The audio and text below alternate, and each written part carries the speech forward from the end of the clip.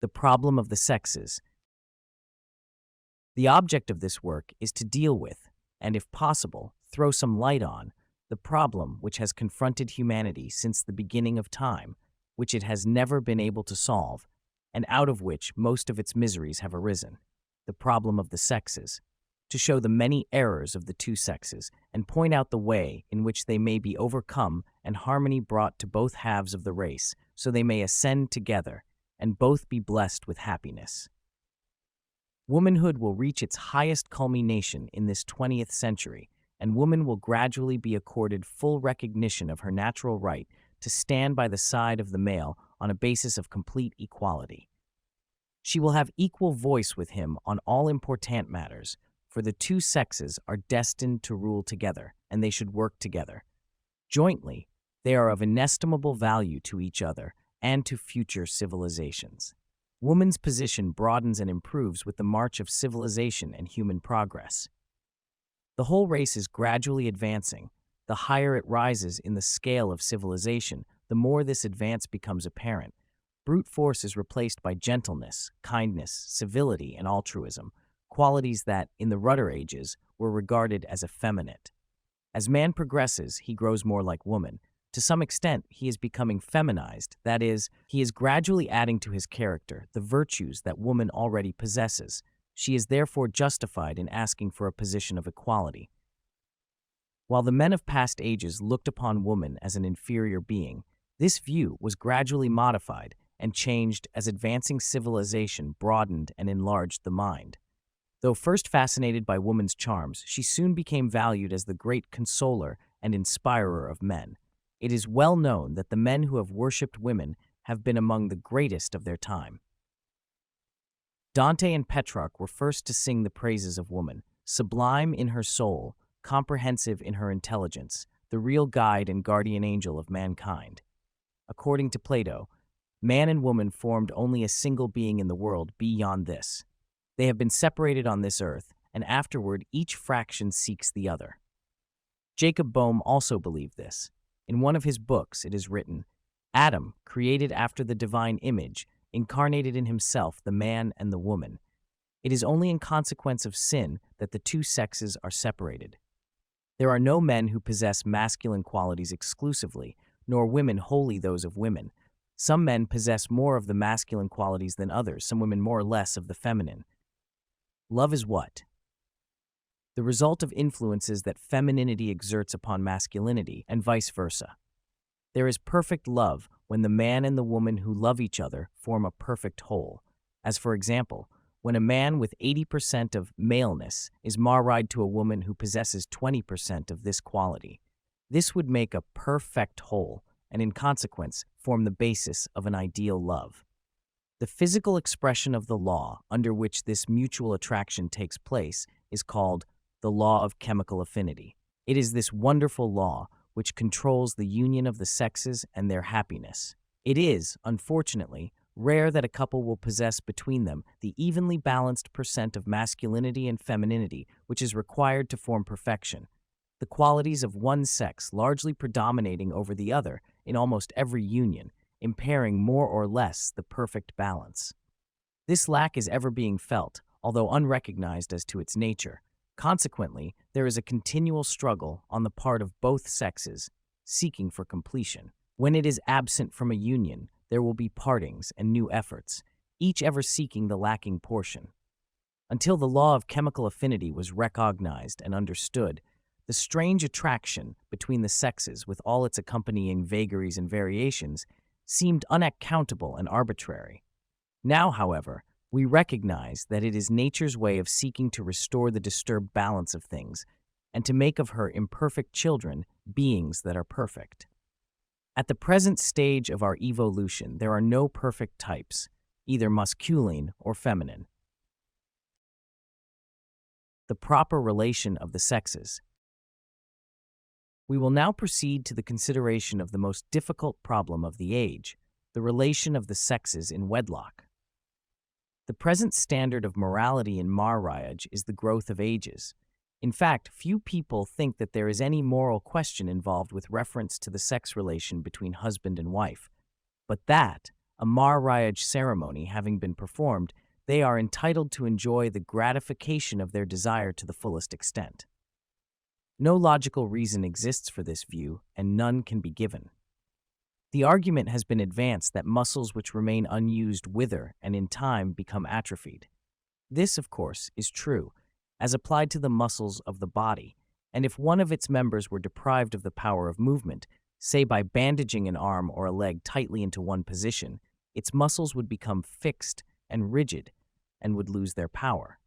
This, however, does not apply to the reproductive system, because this is not a muscular system in the first place, but an intricate system of blood vessels and glands designed to secrete certain fluids for a special purpose. And in the second place, the control of the sex function does not reduce the reproductive organs to inactivity, inasmuch as they still continue to perform the other functions that fall to them in the economy of the system, and are thus by no means inactive. We do not lose the power to weep because years pass in which we shed no tears, to give but one illustration. Tears also are dependent on the activity of the glandular system, not the muscular. As a commentary on the effects upon the system of undue sexual indulgence, we quote the following expert opinions. Dr. Ophius Everts says, "More hearts and arteries become permanently impaired by the overwork incidental to sexual indulgence than are injured by all other causes." Dr. Mayer states that no peculiar disease nor an abridgment of the duration of life can be ascribed to continence. Health does not require that there should ever be an emission of semen from puberty to death, though the individual live 100 years, and the frequency of nocturnal emissions is an undoubtable proof that the parts, at least, are suffering from a debility and marked irritability utterly incompatible with the welfare of the system. A great English authority, Dr. Joseph Hutchinson, states positively that impotence is never the result of continence. It is unquestionably true, however, that serious injury may result from prolonged and ungratified sexual excitement, often greater than from frequent gratification in a normal way. Nevertheless, this is no apology for incontinence, as the trouble of the excitement is not a physiological condition, but is the result of a bad mental state, the mind being allowed to run upon sensual subjects, which is, beyond question, mentally, morally, as well as physically wrong. Sexual excitement arising from constipation of the bowels or from any form of local disease is a morbid condition which is aggravated rather than relieved by gratification. Hence, a morbid desire for sexual gratification is under no circumstances an apology for indulgence. Dr. McGee says as follows, "At the outset, the sexual necessities are not so uncontrollable as is generally supposed, and they can be put down by the exercise of a little energetic will. There is, therefore, it appears to us, as much injustice in accusing nature of disorders which are dependent upon the genital senses, badly directed, as there would be in attributing to it a sprain or a fracture, accidentally produced. It would be easy to fill a large book with the views of scientific men on this subject, but the above will suffice to show the attitude of advanced modern science on this important question. It seems an established fact that constant use is not required in order to keep the reproductive system in health and vigor. The germ cells of the female are not under individual control, but are automatically set free and thrown off at regular periods. The organs do not need sexual stimulation to perform their functions. On the other hand, physicians tell us that the greater portion of diseases of the reproductive organs is due to the unwarranted demand made upon them sexually. There is no question that a man by his mental attitude may cause excessive secretion of the seminal fluid, filling the seminal vesicles unduly, and thus creating a pressure which stimulates the sex appetite until it seeks relief through the sexual act. But for this constant demand, artificially produced by the thoughts of the man, this excess secretion of semen would not take place. The fact that frequent emissions take place with unmarried men of good moral habits is usually regarded as proof that nature herself causes the secretion of semen in excess quantities, and that this discharge in the normal man is as naturally to be expected as the discharge of the menstrual fluid by a woman. This view furnishes an additional argument on the part of those who hold it in favor of frequent indulgence within the married state. It is, however, a fallacy based on a false assumption due to ignorance, and there is abundant proof that many men have lived to old age without experiencing seminal emissions. Newton was one of these. It has been proven many times that the association with women of loose morals or the thinking of sensual thoughts will quickly induce seminal discharges. But if the same person associates with women of good moral character and keeps his thoughts from sexual subjects, fixing them upon higher things, long periods will elapse during which no seminal emissions will take place. If he makes this method of life habitual, the discharges will practically cease altogether. This alone would prove that by our mental attitude, we may control the elaboration of semen and prevent its excessive secretion. By modifying our habits of thought, we lessen the activity of the glands that produce the seminal fluid. Dr. Charles says, sexual appetite is a physical phenomenon depending upon stimulation of certain brain centers. Its manifestation may be due to changes in the cerebral circulation, generally of a congestive nature, to abnormal substances in the blood circulation of the brain, to a memory of images, or those called up by the senses of sight, hearing, smell, etc., or to irritating impulses sent from the genital organs. Sexual appetite, a psychic condition, is to be distinguished from the phenomenon of erection, which is purely of a reflex nature. A potent factor in increasing sexual appetite is environment, which includes not only occupation, climate, etc., but also association, or the use of lascivious pictures or literature. Environment may also exert a restraining influence. The sexual appetite may be increased or perverted. There is no question that, under conditions of right thinking and living, the seminal fluid would be produced only when there was a demand for procreation. After all that has been said, it will readily be seen that the enjoyment of a fleeting pleasure is made an excuse for sexual indulgence, and is paid for by the individual with a weakened will, making him a slave to his passions and unfitting him for the duties of his daily life. And married couples should impress upon their minds the fact that sexual desire is primarily a mental state which it is within their power to control. The less thought that is given to it, the happier will be the marriage. Wherever possible, man and wife should occupy separate rooms. Where this arrangement is not feasible, they should at least have separate beds. This rule would not need to be rigidly enforced at all times if they could occupy the same bed without any thought of physical union. But if the husband finds the physical contact of his wife too strong a temptation, he should by all means sleep alone. 3. The cause for the rise and the decline of man. Many young men start life giving promise of a brilliant career, but fail to fulfill this promise. They seem to lose their grip on life's realities. Their mental faculties become more or less disordered, until finally, the life that seemed so full of promise goes out in disaster. Too often, the cause for this sad failure lies in the fact that they have become slaves to their senses, and, lacking the strength of will which alone could save them, finally drift into actual debauchery. It is admitted that the man is more addicted to sensual pleasures than the woman. He is more responsive to the pressure of his desires and offers to them a slighter resistance. The more he indulges his desires, the stronger they become until he is no longer capable of resisting, and mind and character are alike weakened. If through a miracle, a weak-willed youth escapes the snares that lie in wait for him, a few wrong steps in later life are sufficient to cause his physical and intellectual ruin. 1. The miserable toy of paeans which devastate his personality, we see him going to wreck, wretched, and pitiable. The ancient Romans used to speak of sadness as the other side of passion. The infinite melancholy that follows its outbreaks produces an immoderate thirst for destructive pleasure. In these strange attacks of intoxication, the best men find death in their deal. Non-existence attracts them, discouragement and disgust for life fill their souls. Great and true love, soaring toward the heights and living upon the summit of the moral kingdom, withdraws, repelled by all the surroundings. This is the reason that the poets and novelists who sow pessimism with lavish hands are usually merely disappointed victims of sensual love. Almost always, in the depths of their distress, Exhaustion is crying out to them the uselessness of the conflict of life. The evil of the century, the evil of many centuries, nihilism, nearly all nihilism pass in from emotionalism to thought, have their invisible throne in this formidable and unexplored abyss. Until a new sexual education has succeeded in balancing and purifying the passions of man, he will continue to be the slayer of the gods and one to sully the miserable world with tainted blood and influence foul.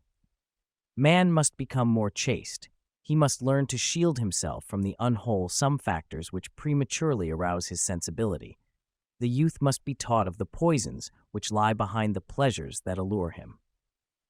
The chaste man enjoys greater brain power.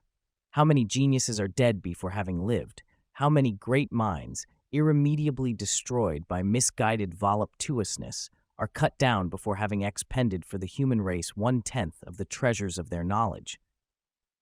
Who shall say how in a great city, at certain hours of the evening and the night, there are periodically exhausted treasures of genius, of beautiful and beneficent works, of fruitful fancies? One in whom, under rigid continence, a sublime creation of mind was about to unfold, will miss the hour, the passage of the star, the kindling moment which will never more be found. Another, inclined by nature to kindness, to charity, and to a charming tenderness, will become cowardly, inert, even unfeeling.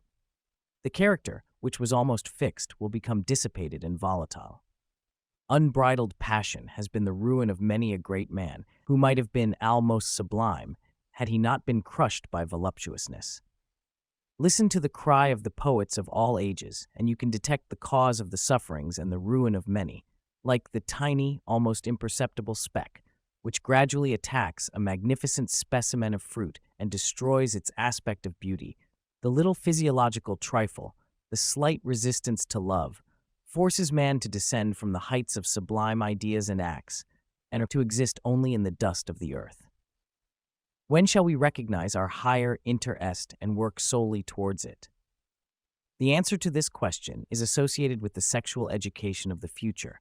We must conquer our false appetites. Sometimes we are able to do this for years. Then, just when we think we are master, a severe trial comes, the senses are aroused, and we are stirred to the inmost depths of our consciousness. It comes without warning, and before we are aware, the excited senses are intoxicated. The virtues we have worked so hard to build up are jeopardized, and conscience receives a severe blow. Then the uphill climb must be started over again. Man is assailed by sensuality at all ages. The more it is practiced, the more it diminishes his mental power and lessens his moral tendencies. Instead of becoming a demigod, he explores the depths of humanity to subtler misery. In spite of all our evils, man continues to climb. Slowly but surely he rises from an irresponsible childhood to a controlled and self-respecting manhood, and his very mistakes help him on his upward path. But for his falls he would never have learned his weakness. Therefore no one should despair, but each failure should form a spur to renewed effort, and each victory will add to his strength. The sex nature has a tendency to go to one extreme or the other. Nature is continually impressing on humanity the necessity of reproducing the race, and as a result, sensuousness is practiced to the extreme, especially during the early days of marriage. As a result of this serious emotional blunder, the force of attraction is lost, and the system drained of the vital fluids that should preserve its energies to the latest years of life. By conservation and the study of magnetism, it is possible to retain this vital force as long as you live. It is worse than folly to make marriage the excuse for wasting this vital force, nor deal it be long before the results appear in unaccountable loss of energy and general lassitude. And in order to keep in condition to perform his daily duties, the patient is obliged to seek the doctor. The experienced physician, however, requires no searching examination to diagnose such cases. The appearance of his patient tells the tale without the necessity of words. The swelling and lines beneath the eyes, the lack of luster of the eyes themselves, the peculiar color and nervous irritation tell an unmistakable story of the criminal waste going on, in most cases ignorantly. His task is to restore this vitality. The abuse of the sex function brings about a peculiar state of affairs between husband and wife. The desire to marry her arises, in the first place, out of the strong physical attraction she has for him, so that he desires her as a companion for life, not primarily to satisfy his sex appetite. This, however, is regarded as a legitimate function of the married state, so he proceeds to do so without thinking much about it, subconsciously regarding it as much a part of marriage as taking his meals. But through this very indulgence, his wife loses the attraction that first drew him to her. Having satisfied his appetite, he does not want to see her for a time. Even her touch irritates him. That such cases are not exceptional has been proven over and over again. Many young husbands have admitted it to their intimate friends, wondering at themselves and uneasy at what seems to them the beginning of an actual dislike for the wife whom they married because they loved her. The following statement of a husband seems to express the consensus of opinion. It is the plan of nature that the two sexes should meet and then ignore each other for a time. I know I do not want to see or to hear my wife for several hours, and I am greatly bothered when she speaks to me. She says, I am at one time a very affectionate man, and then cross as a bear. This is nature. This is the reason why a young couple who have plenty of money, and where, therefore, the man has little to do but caress his wife and indulge his desire, so soon tire of each other. These facts should serve as a warning to all not to waste their vitality, but rather seek to strengthen and increase it. Where this is done, a greater power of attraction is developed in both men and women, and the person is affirmative and magnetic. Where the waste continues, he becomes negative and repellent.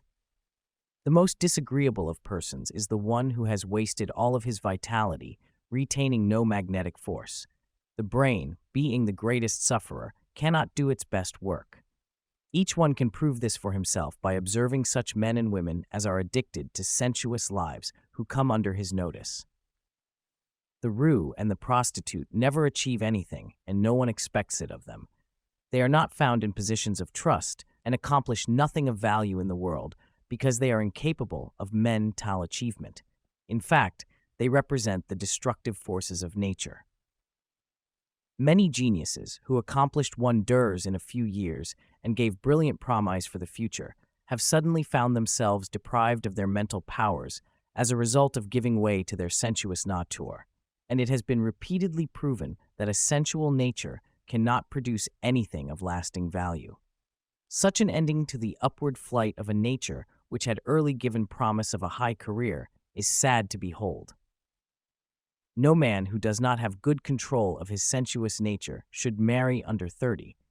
But in any case, men should realize that if they wish to retain the affection of their wives, they must bring their appetites, the following, and habits under control.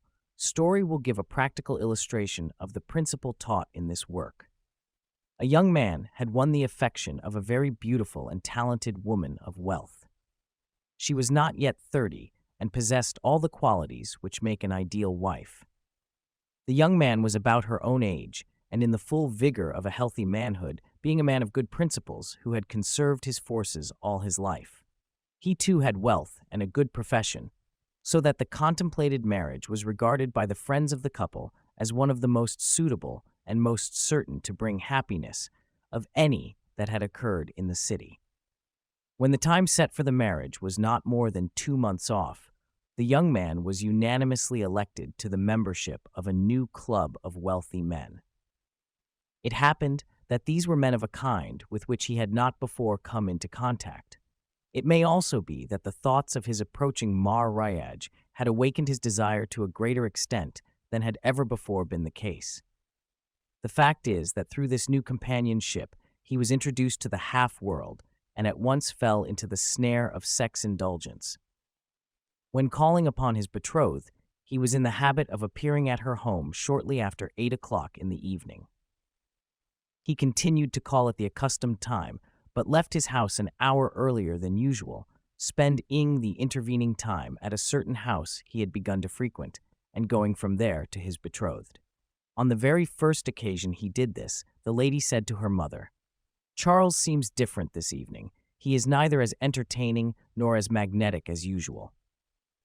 The second time he called after having visited the aforementioned house, the impression upon her was such that she frankly told him that for some reason she found him displeasing. He took this hint to heart and for the following week avoided these double visits, then, however, repeated the offense, again calling on the lady the same evening. During that week, he made 6 visits to her in 7 evenings, but warned by her strange displeasure, the last 4 were made under blameless circumstances, and she became again as gracious as before. Then he began to think the whole thing imagination, probably being tormented by his newly awakened sex fever, so repeated his offense on 3 successive evenings. The day after the last of these, he received the following letter from the lady. I have discovered that I no longer love you, and I cannot for your sake enter into a loveless marriage. The above true experience is by no means exceptional, except for the peculiar sensitiveness of the lady in the case. Thousands of men have passed through similar adventures. It is constantly occurring in every walk of life, in every locality. Plenty of men who stay out late at night on business have spent their time in bawdy houses and bring home some delicacy to their wives to make them think they were not forgotten, at the same time making an effort to show the usual affection. But the man has lost his magnetism, and the clever wife is not wholly deceived. When next he pleads business as a reason for staying out late, she is quite likely to have him followed, and the immediate result may be a suit for divorce. The man who has wasted his sex force, whether by indulgence away from his own home or legitimately within his marriage, cannot replace the lost magnetism by perfunctory kindness and attention. It is a thing that is felt, though not seen, but the husband that conserves his vital forces will never lose his attraction for his wife, and she will remain desirable to him. This is the law, and it never changes. The following case, sad as it seems, can be duplicated in many homes. A young woman has a husband who loves her and wishes to make her happy. Unfortunately, he has left her alone too often in the evening while he goes downtown. He has not wronged her in any way, simply not realizing his responsibility in the matter. But she, feeling lonely, falls into the habit of visiting a woman friend at whose house she becomes acquainted with 2 men. This acquaintance soon develops into forbidden intimacy. She is always at home before her husband's return, and he has no suspicion of her. But he is sensible of a diminution of the peculiar personal affection he has always felt for her, and of the fascination she has had for him. Her magnetism is dissipated elsewhere, and although their general relations seem as intimate as ever, and she performs the general duties of a wife as she always did, even here changes are beginning to become apparent. Such women reason in some such way as this. I am neglected at home. My husband goes ostensibly to his club, and I am told to make myself as comfortable as I can. He goes and offends repeatedly, but I also am entitled to some pleasure in life and have as much right to seek it as he has. I can go home and be in bed and asleep before he comes in, and am not likely ever to be discovered. Can she be happy? No. In spite of her sophistry, her conscience continually troubles her. Often it seems that the agony is killing her. Many are driven to suicide by the remorse which never leaves them. Men, however, do not suffer so deeply. Nature and instinct, as well as accepted custom, makes adultery allowable for him, and his conscience troubles him but little. The cure for this evil lies in a closer devotion of the man for his home. Evenings, holidays, and Sundays, spent by husband and wife together in their home, may seem somewhat dull to him who is accustomed to more exciting ways of spending this time. But he will be wise to accustom himself to it, for in this way only will he find true happiness, never in the company of prostitutes. It is utterly impossible for a man to commit moral lapses and return to his home with his natural magnetism unimpaired. It is impossible for a woman to hold loose principles and still hold the attention of a man. Women of loose lives possess little magnetism. The sexual appetite flares up, then passes, leaving only disgust and hatred. Husbands and wives should be true to each other, faithful to their marriage vow. They should be very careful to avoid sexual exhaustion and seek by every means to increase their magnetic attraction for each other. One woman asked another, "Do you never tire of your husband? Do you never want to tie in from some more magnetic and attractive man?" The reply was, "My husband is magnetic and attractive. I do not know where I could find a man that I would prefer to him." "But," said the first woman, If all men and women were released from matrimony and it was right to select any man in the whole world, which one would you choose? My husband, was the reply. This answer was made possible because the man was ever careful to preserve his higher forces. He is careful of his habits and does not waste his magnetism and vitality. As a result, he continues to remain attractive to his wife at all times. He does not waste his time with companions away from home. Consequently, she does not feel neglected, and they are in perfect harmony with each other. The attractive man is so though he may not have one perfect feature. In spite of the fact that he has no beauty, his face will express manliness, force, and nobility of character. His manner will be kindly and considerate. In short, he will express the best powers of his sex. These mark him as a real man. Similarly, the fairest traits of her sex distinguish the attractive woman. No matter what her features, she will never be thought ugly. Her disposition is sweet, and her loveliness of character wins friends for her wherever she goes. The best treasures of her nature are reserved for her husband alone. She is well balanced and therefore never an extremist, showing neither chilling coldness nor gushing warmth. The sensuous woman, on the other hand, though she may be beautiful of form and feature, has something about her that offends and repels, and as she passes from stage to stage on her downward way, her beauty fades and withers, so that a very few years witness the entire loss of whatever charm and fascination may have been hers when first she entered on the life she followed. One great advantage of conserving the sex force is that one is not easily exhausted. Extreme exhaustion is one of the most fruitful causes of indigestion, as all nerve vitality being exhausted, none is left to carry on the processes of digestion. A number of extreme cases of gastritis and chronic dyspepsia have been cured by conserving the sex force and thus accumulating these important fluids in the body. An interesting experiment recently conducted by a physician, a personal friend of the writer, illustrates this clearly. The physician in question thought he had made a wonderful new discovery. It was wonderful, no doubt, but not new. He was treating a woman who was suffering greatly with what seemed chronic indigestion. He put her on a careful diet for several weeks, but no improvement was noted. The diet was changed, still no improvement. The doctor could not understand why the trouble persisted so obstinately, but in thinking the matter over concluded that some nerve exhaustion must be at its bottom, a conclusion that was strengthened when he questioned her more closely as to her relations with her husband. Under the convenient pretext of change of air, he urged her to visit distant relatives, staying at least a month. This she did, but appeared not greatly improved on her return.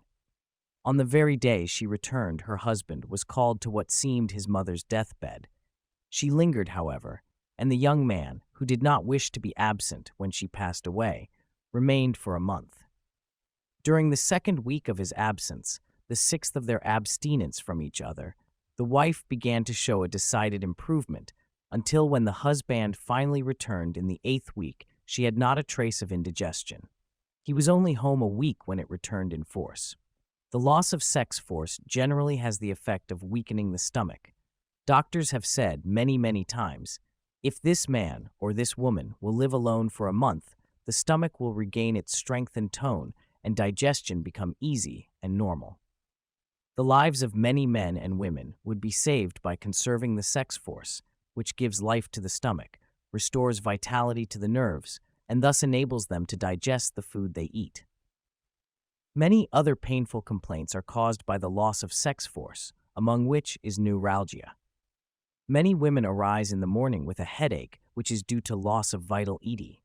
This is, of course, not always caused directly by the loss of sex fluid, but even where it is not there, are many cases in which it can be traced to this cause indirectly by weakening the system and causing insomnia, indigestion, or other ailments. Among the perils that attend indigestion is that of autointoxication, which means self-poisoning.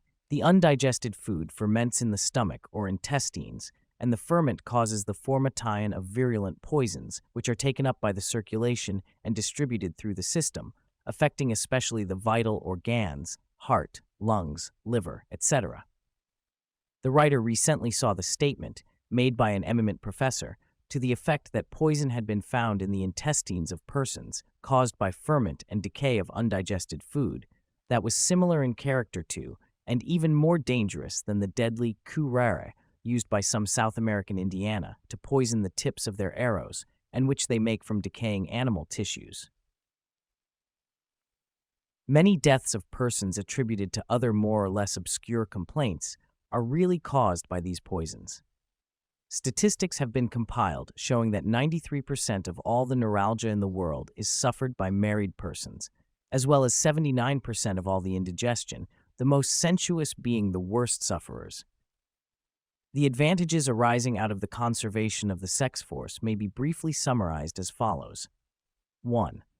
The brain attains its best efficiency. Men and women are therefore enabled to accomplish their best mentally. 2. The nerves are steady and under control, showing that the health of the nervous system is perfect. 3. The organic body is at its best condition. 4. The eyes are bright and the face more attractive, even the individual features assuming more pleasing outlines. Often defective eyesight is restored. 5. There is greater contentment, thereby increasing the probability of securing happiness. 6. Increased vitality, which, with all the other advantages named, confers physical and mental power, a greater ability to enjoy life, to develop the higher nature, and attain longevity. Those who will carefully follow the teachings given throughout this book, and which are not at all difficult when once understood, will find themselves amply rewarded. The mind will remain bright, the eyes sparkling and full of life, and body and nerves toned up to their highest efficiency, surely a result worth your best efforts. It is sad to observe the change that takes place in most marriages in the course of a few short years.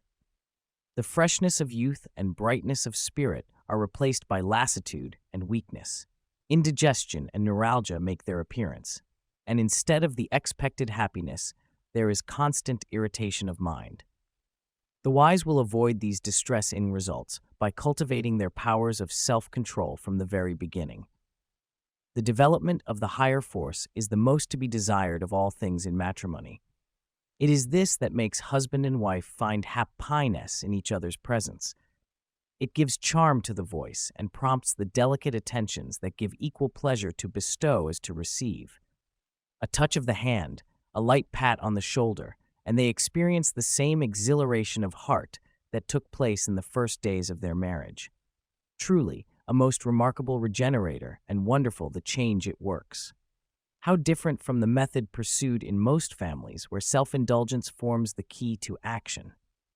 Where conservation is practiced, real happiness may be found, and no other place is so attractive to the husband as home. Hence, the wife never has cause to feel neglected, nor to miss the delicate attentions so loved by every woman. The charm of their courtship returns, and their early wishes for a sweeter, nobler, and better life are realized. The judicious use and consequent conservation of the sex force lends life and vigor to marriage, and in a marriage of that kind, the physical and mental faculties should be preserved to the extreme limit of age. Under right conditions, married people live to a greater age than unmarried. To appreciate fully the disastrous effects of sex license, it is only necessary to cast a glance at medical records. The life of a Roo averages 20 years less than that of a man of controlled habits, while prostitutes die from 20 to 30 years sooner than the average woman of good habits. A large proportion of these women die at 30, many at 40, while very few ever reach 50. It will be seen that the death rate of these women is greater than that of any other class. Many men wonder, more or less cynically, why women begin to complain so soon after marriage, why headaches and backaches develop, why a marked lassitude appears, which they are prone to characterize as laziness. It never occurs to them for a moment that the cause of their wives' indisposition lies at their own door, and that no female organism, however healthy, can withstand the strain of trying to satisfy an abnormal sex appetite, which is really insatiable. But the opinion has become general that however unlimited the sex appetite of the husband, it is the wife's duty to submit, so she submits to the loss of her health, the shattering of her nervous system, and the development of a chronic irritation which destroys the peace of the home. Keep it firmly impressed upon your mind that a successful life is founded on the attract tie-in of personal magnetism, and this is developed from habitual self-control and the conservation of force which this ensures. Do not overweary the brain or misuse the functions of the body. It will be asked by many, what is the best way of putting these teachings into practice, and how long a time is required to bring about the desired results? In answer to the first question, it may be said that the first requisite is a firm determination to carry out the necessary self-denial, however hard the struggle. This means, primarily, the changing of the mental attitude, for nothing is possible that the mind regards as impossible. It means the establishment of new habits, both mental and physical, for man is a creature of habit, and many traits that are regarded as indications of character are simply evidences of habit. Many persons, habitually very active, have, after acquiring fortunes, become exceedingly lazy, while lazy persons, forced by adverse circumstances into unaccustomed activity, have developed energetic habits. Such is the force of habit, and the establishment of habits along the desired line is therefore a condition of success. As to the time required, we may answer, none. This means that as soon as the new method of life is taken up, the body will begin to conform. Little by little, as habits strengthen, results will appear, in small ways at first, but increasing constantly as the man persists until the desired end is attained. Chapter 4. Sex Force, the Cause of Change at Puberty. The change that takes place when at puberty the sex force begins to seek expression is so complete as to appear almost like the beginning of a new existence, and glimpses of a new life come to the youth who has reached this period. For the first time he begins to think of the meaning of life and of love, conscious of a change without knowing its nature. The sight of a fair woman fills him with wonder, but as yet the marvel of womanhood is generic. His fancy is not fixed upon any particular member of the opposite sex. That tender, personal relation in which the touch, or even the sight of the one woman shall thrill him through and through, is still to come, but he is taking his first steps into manhood.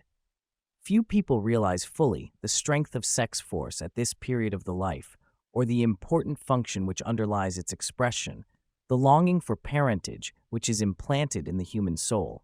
Though previous to maturity, it lies dormant and unrecognized. The physical organism matures normally, and the power of propagation develops before there is any feeling of sensual desire, both in the male and female. Later, as sensuality develops, it is, especially by the uninstructed, very often mistaken for love. It is a very different thing, however, nor should sex force be mistaken for sensuality. Love and sex force are inseparable, being two aspects of the same thing, the sex force being that subtle attraction which draws two beings of the opposite sex together. If, however, a young woman permits her suitor to take indelicate liberties, while he may take advantage of what the moment offers, his inner self is really repelled, and it is very seldom that a marriage takes place between them. Sensuality is not love. The sex force that should be the magnet of love is wasted, and the spark that was mistaken for love and might have grown into it, if rightly and delicately tended, dies out. In the lower animals, the sex force does not assume the dignity of love. They reach their highest in the power of propagation. There are some human beings who are incapable of responding to this higher form of sex force, and are therefore also incapable of love. Sensuality is not love, but its perversion, a misuse of sex force, which, like all forces, can be diverted to two uses, dark or light, to build up or to destroy. The one purpose of this book is to show the right and proper use of sex force, to warn against the wrong. Rightly used, it confers great power, but its misuse takes from the life all that is sacred and worthwhile and substitutes nothing in its place. It is the oldest of sins and the worst, having been practiced by the race since it was first lifted out of the animal realm to take up a new evolution. Sex force, in its true and higher aspect, has formed the dominant force in man's civilization. The animal is incapable of feeling it, while the savage feels only faint stirrings. It is as man becomes more and more highly civilized, and brain and heart become more developed, that it begins to predominate in him, and as he constantly rises higher, drives out all wickedness and stain, replacing them by high and noble qualities. If you read the pages of the Old Testament, you see that the perversion and misuse of this divine function formed the chief and constant sin of the people. It was the chief cause of the decline of Greece and Rome, and in every civilized country today, far overbalances all other crimes. At a scientific meeting, recently, a prominent physician said, "I am not overdrawing the truth when I say that there are at this very moment, while I am addressing you, no less than 1 million persons committing this deed as a criminal act, outside of matrimony and beyond the pale of honor." If there were 1 million committing this crime at the moment he was speaking, how many are guilty in every 24 hours? Here is the reason why so little true love is found today. This wanton waste is the great destroyer of love and the underlying cause why marriage to so large an extent is a failure. Sensuality is not love. There are many persons, both men and women, who seem to be born without this higher sex force, which is the root of mutual attraction. Men of that kind have no affection for the opposite sex, not even for mother or sister, nor any longing for parentage. Should they marry, it would be for the purpose of securing someone to look after their comfort, or perhaps for money, and if the wife is at all ardent in her nature, she is, of course, chilled by his unfeeling coldness. It is the wives of such men who become untrue to them. A man of this nature should not marry, therefore. The same thing is true of the opposite sex, and the wife who is cold and unfeeling will probably be deceived by her husband. Such people lack the potent charm that lends interest to life and raises it above the commonplace. Their lives are lived on a material plane that is little higher than the animal. There are, unfortunately, many thousands of such men and women. On the other hand, men who possess sensual natures unrefined by the higher sex force waste their vitality in gratifying the merely sensual and have no appreciation of the good and the beautiful in the character of their consorts. They value them only for the gratification they afford. They are never satisfied, and therefore ever seeking change, new attractions and affiliations, the enjoyment of new sensations. Such men are never true to one woman, and no young girl is safe with them, not even their own betrothed, and it is such men as these who betray innocent and trusting girls under the promise of marriage, a promise which they do not and never intend to keep. These are the roues and libertines who look upon every woman who attracts their fancy as legitimate prey, whether she be married or single. The misery caused by such persons is hard to compute. They number millions, and it is they who create and maintain houses of ill repute. It cannot be denied that many women pass through a period in which the sensual seems to predominate in their nature, and an inner impulse seems to urge them to seek gratification. Such girls become easy victims when they reach the age of puberty, even before. If such young women could be carefully guarded, especially between the ages of 16 and 20, they would have passed the danger period safely in most cases, and after they reach 25, there is not one chance in 100 that they will fall before temptation. In the earlier years, their lack of experience and immaturity of judgment, combined with the urge of their awakening sex nature, form a combination which they have not the strength to withstand. Fully 80% of girls who fall do so between the ages of 15 and 17. After that period, the character begins to strengthen, the mind and will to develop until they are wise enough to recognize the false lure of the tempter and strong enough to withstand it. It is during these few years of their greatest weakness that they need to be, and should be, especially safeguarded. Physicians and others who are in a position to know accurately make the statement that 90% of all girls who marry enter the wedded state impure, especially in this country and in France. The percentage is not so high in England, where young girls are still closely chaperoned. In the face of the proofs of this appalling statement, something should certainly be done to awaken parents from the state of calm philosophy which makes such a condition possible. Any suggestion as to the necessity or desirability of providing a safeguard for a young and inexperienced girl is met by denial on the part of the indignant parent. My daughter is able to take care of herself. It would be an insult to her to force a chaperone upon her as a constant reminder that she cannot protect herself. A fair theory, but one for which 9 out of every 10 sweet young daughters have paid a horrid price and gone to swell the great army of the submerged. Every girl needs a chaperone when she is young, and never during these tender years should she be left alone with a young man, even though engaged to him and the marriage near.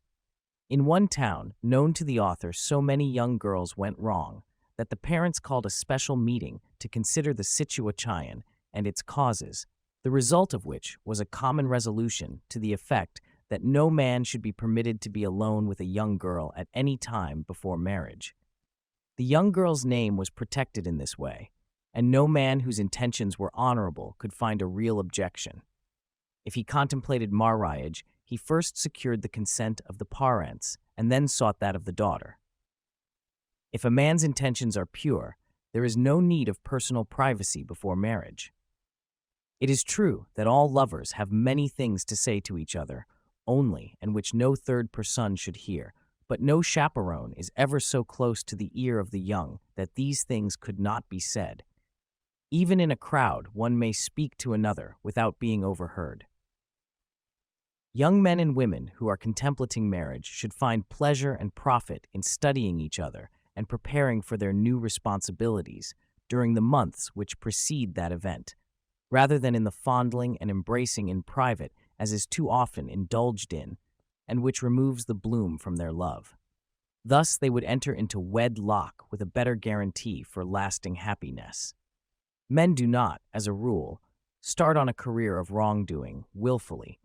They merely act in accordance with the inherited instincts of the race, developed and strengthened by all the ages through which it has arrived at the present.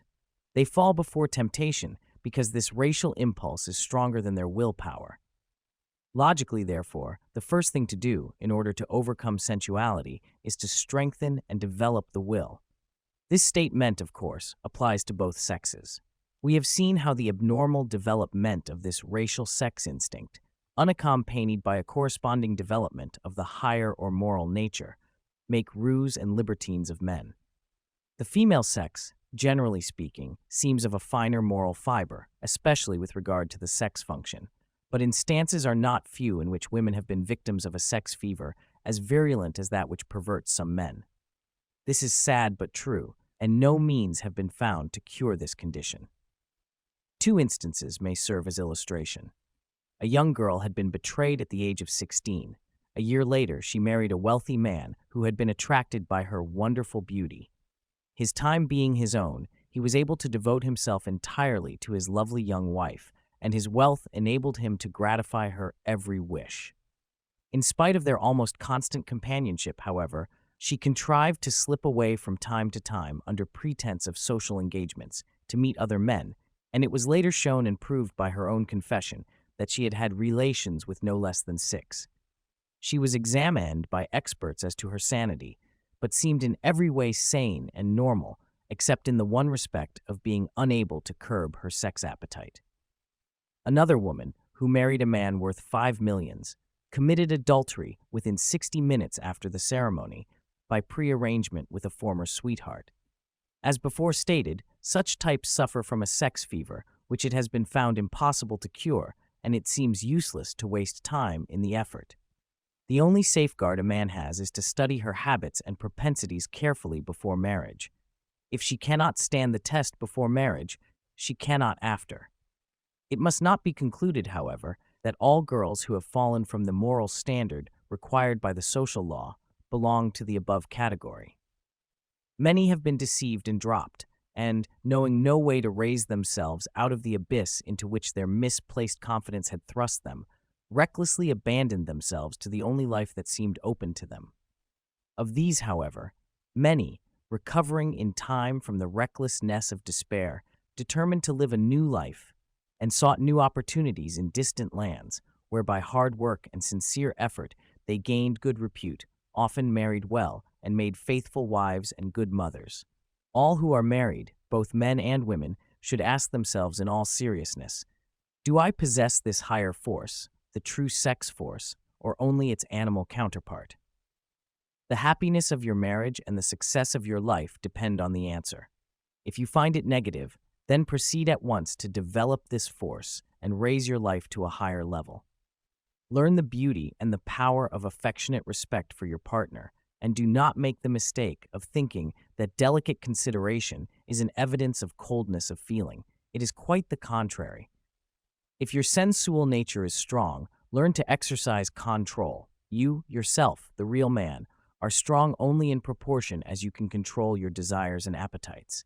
The affectionate respect and delicate consideration you show your consort means exactly the same feeling and action the lover offered to his beloved in the days before marriage, when she was the one woman in the world for him, or that the maiden felt for her lover in the happy days of his courtship, when she thought him a gallant gentleman possessed of the noblest character.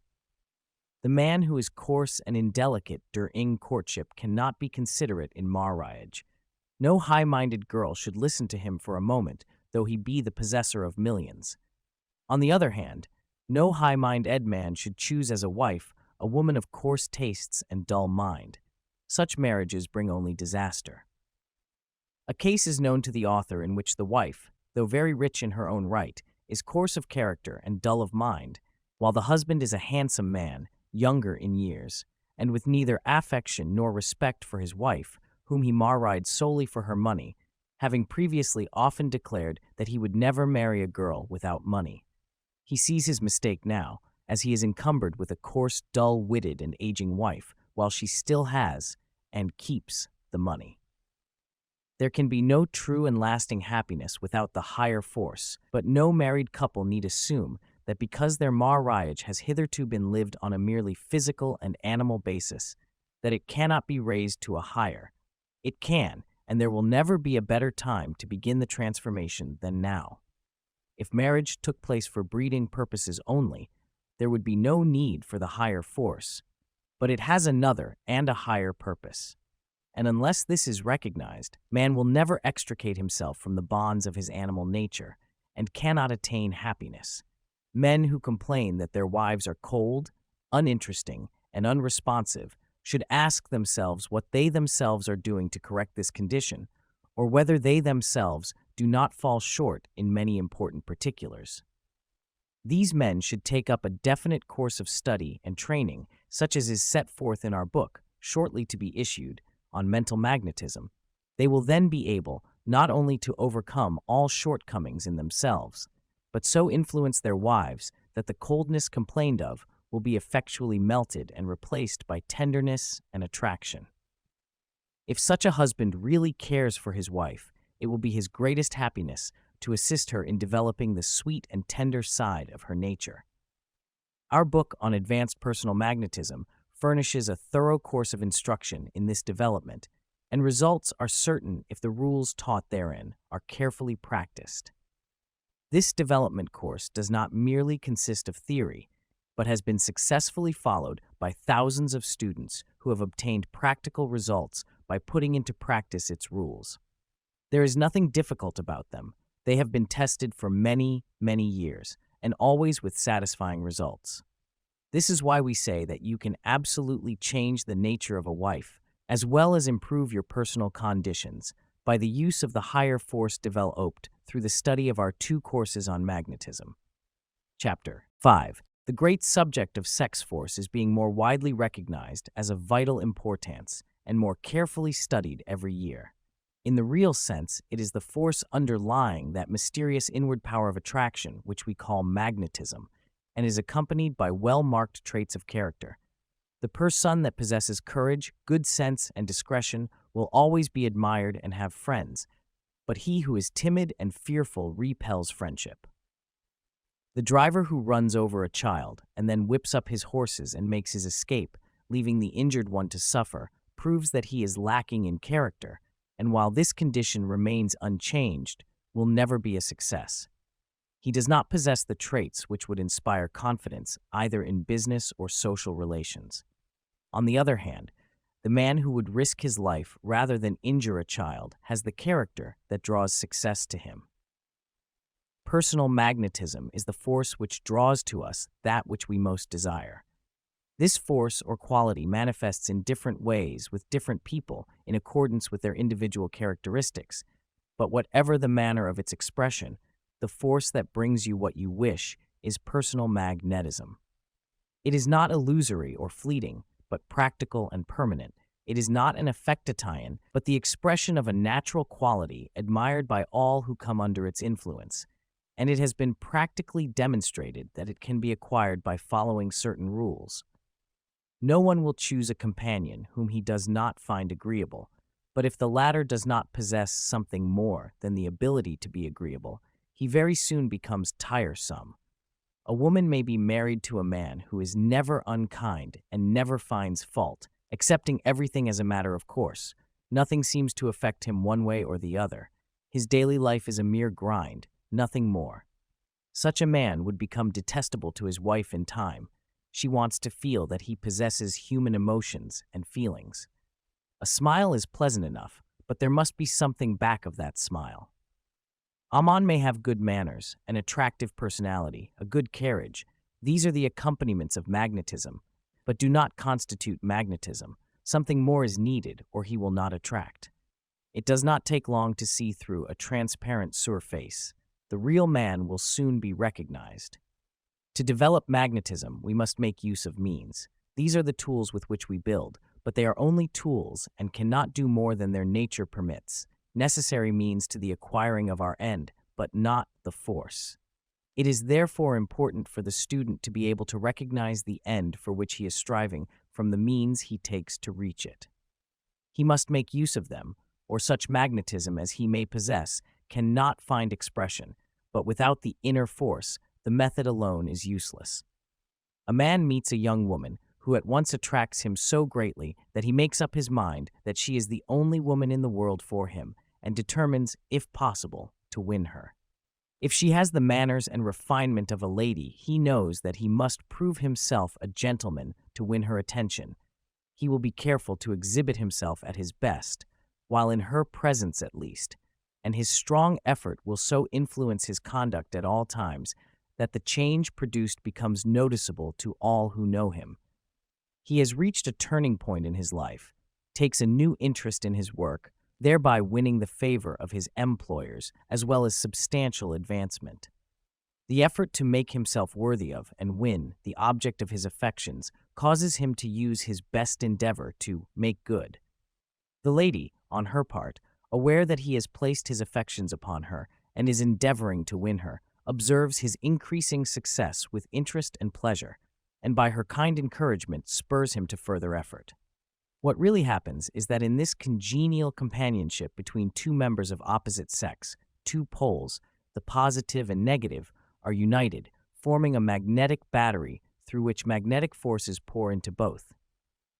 This is the great force of regeneration, and the greater the respect with which man regards woman, and vice versa, the more potent will be the force generated, the more will the race be benefited thereby. The reason for this is not far to seek. As the young man advances toward puberty, he gradually, and at first almost unconsciously, finds himself attracted by the eternal feminine in the young girls with whom he comes into contact. He begins to regard them with attention, and the presence of a young woman brings the blood to his cheeks. He is approaching manhood. At this stage, he is not yet consciously fixing his thoughts on girls, but unconsciously they exercise a strong influence over him, of which they themselves are hardly aware. He begins to take more interest in his personal appearance and feels embarrassed if seen by the young girls of his acquaintance in garments which he would not even think of while with friends of his own sex.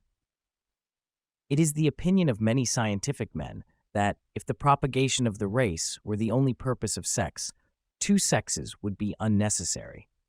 We recognize this view as true, inasmuch as the great creative intelligence back of all manifestation could, without doubt, have so perfected the individual as to make a differentiation of sex unnecessary if reproduction of species were its only function, had he deemed it wise, enabling a single sex to perform the duty of perpetuating the race, and that without the pain and trouble accompanying the function at present. In the plant kingdom, while there are many single-sexed plants requiring outside impregnation for the reproduction of their kind, we find many others, often of the same species, bisexual, and able to impregnate themselves for propagation. There seems to be no good reason why this power should not have been extended to the higher kingdoms, the animal, and the human as well, so that a single individual might have produced offspring instead of requiring two, as now. But careful study reveals many, many reasons why beings should be separated into two sexes. And the more study we give to this subject, and the more we recognize the benefits arising out of this separation, the more we are constrained to admire the wisdom of the Creator. As this work is intended to deal only with one phase of this question, the mutual attraction of the sexes, we will confine ourselves to this subject, leaving aside the discussion of the numerous other advantages arising from this condition. First, we must recognize that nothing remains stationary, that is, unchanged for all time. There is always movement and action, which must be either forward or backward. We must either advance or degenerate. Looking back a few thousand years, we can demonstrate this fact for ourselves. Civilization was in its infancy. Manners and customs were rude and rough. A few here and there stepped out of the beaten track and became leaders of a higher evolution. The race advanced by gradual steps, and not only the race, the earth itself from which it sprang. In studying even comparatively recent history, the mind of today is shocked at the assumptions which seemed quite right only 100 years ago. In fact, even a single lifetime is sufficient to prove a wonderful advancement. The greatest advancement has occurred where the status of woman has been raised and her sphere enlarged, where the two sexes acknowledge their inherent equality and recognize in each other something more than mere physical machines. Each feels the influence of the other and recognizes it as necessary to his own completion. New and better impulses arise, resulting in higher thoughts and better actions. The race of every planet really forms a unit. The average is the result of the collective whole. Individuals who have forged ahead of the mass and have seen a wider light have a duty toward the whole and owe them all the help they can give to assist their onward progress. All must advance together, and each individual progress stimulates and helps others. It is the law that by helping others, we also help ourselves. The greater the number of individuals who reach the stage where they recognize the real purpose of life and regulate their own lives accordingly, the greater will be the progress of humanity as a whole, and the most potent influence in bringing about this progress is the great power we know as sex force. It is the definite stirring of this force which indicates approaching maturity and brings about the great change in the consciousness of the young male of which we spoke above. He himself hardly knows why the presence of a young girl affects him differently than ever before, why he is impelled to exercise a new care as to his attire and manners in her presence, or whence his intuitive knowledge that this care is necessary if he would win her regard. Nor is this the case in the young of the human family only. We observe the same phenomenon throughout the animal kingdom. The male bird preens his plumage and sings his sweetest song. He delights in showing his physical strength, and the female will choose the one that excels. The males throng around the most attractive female, exerting every effort to win her. The result of such selection is a higher class of offspring, showing greater beauty, strength, and endurance. In other words, illustrating the survival of the fittest. In the struggles incident to the maintenance of life and the selection of mates, the weak succumb and seldom, if ever, propagate. This is the law of life and rules all the kingdoms of nature. A good woman will exert an elevating influence over the man who finds in her his ideal. The man, however, who has grown up without the training which will develop his best traits, is more likely to attract a companion corresponding to his own nature, and therefore without the qualifications to help and uplift. The appeal in this case is to the lower side of his nature, and as a result, he will waste the forces which should go to build up a strong manhood and will generate to a greater or less degree, corresponding to the measure of his waste. He wastes that vital force which is the very essence of manhood. No matter how fine his clothes, this person will not have the clear eye and straightforward manner that will win the love and respect of a true woman. It is a deplorable fact that many boys ruin their whole lives before they are out of their teens, and parents do not sufficiently recognize the sacred duty not only of watching over and training their growing boys, but of themselves, so living as to give them an example of right living, for the boy is constantly exposed to two opposing influences, good and evil. See that the good is made strong enough to oppose and overcome the evil. If we wish to make a success of our lives, we must follow the plan of our divine Creator as He intended, and the most important of the lessons we have to learn is that of the right control of the forces generated within. Up to the time of puberty, these are utilized for the upbuilding and strengthening of our bodies, but at that time, a complete revolution takes place in the system. In order that this may result in the best good of the boy, he should be carefully watched at this period and surrounded with helpful influences, important among which is innocent association with the opposite sex. He should be especially guarded against the forming of vicious habits, the solitary sin, and should not be too much alone. The first desire of the growing youth cannot be called love, but is in reality a longing for sexual gratification, which soon changes its object. This inner urge is the manifestation of the force which, having accomplished most of its mission in the upbuilding of the body, now seeks a new outlet for its creative energy. What is needed now is not suppression, but encouragement and instruction.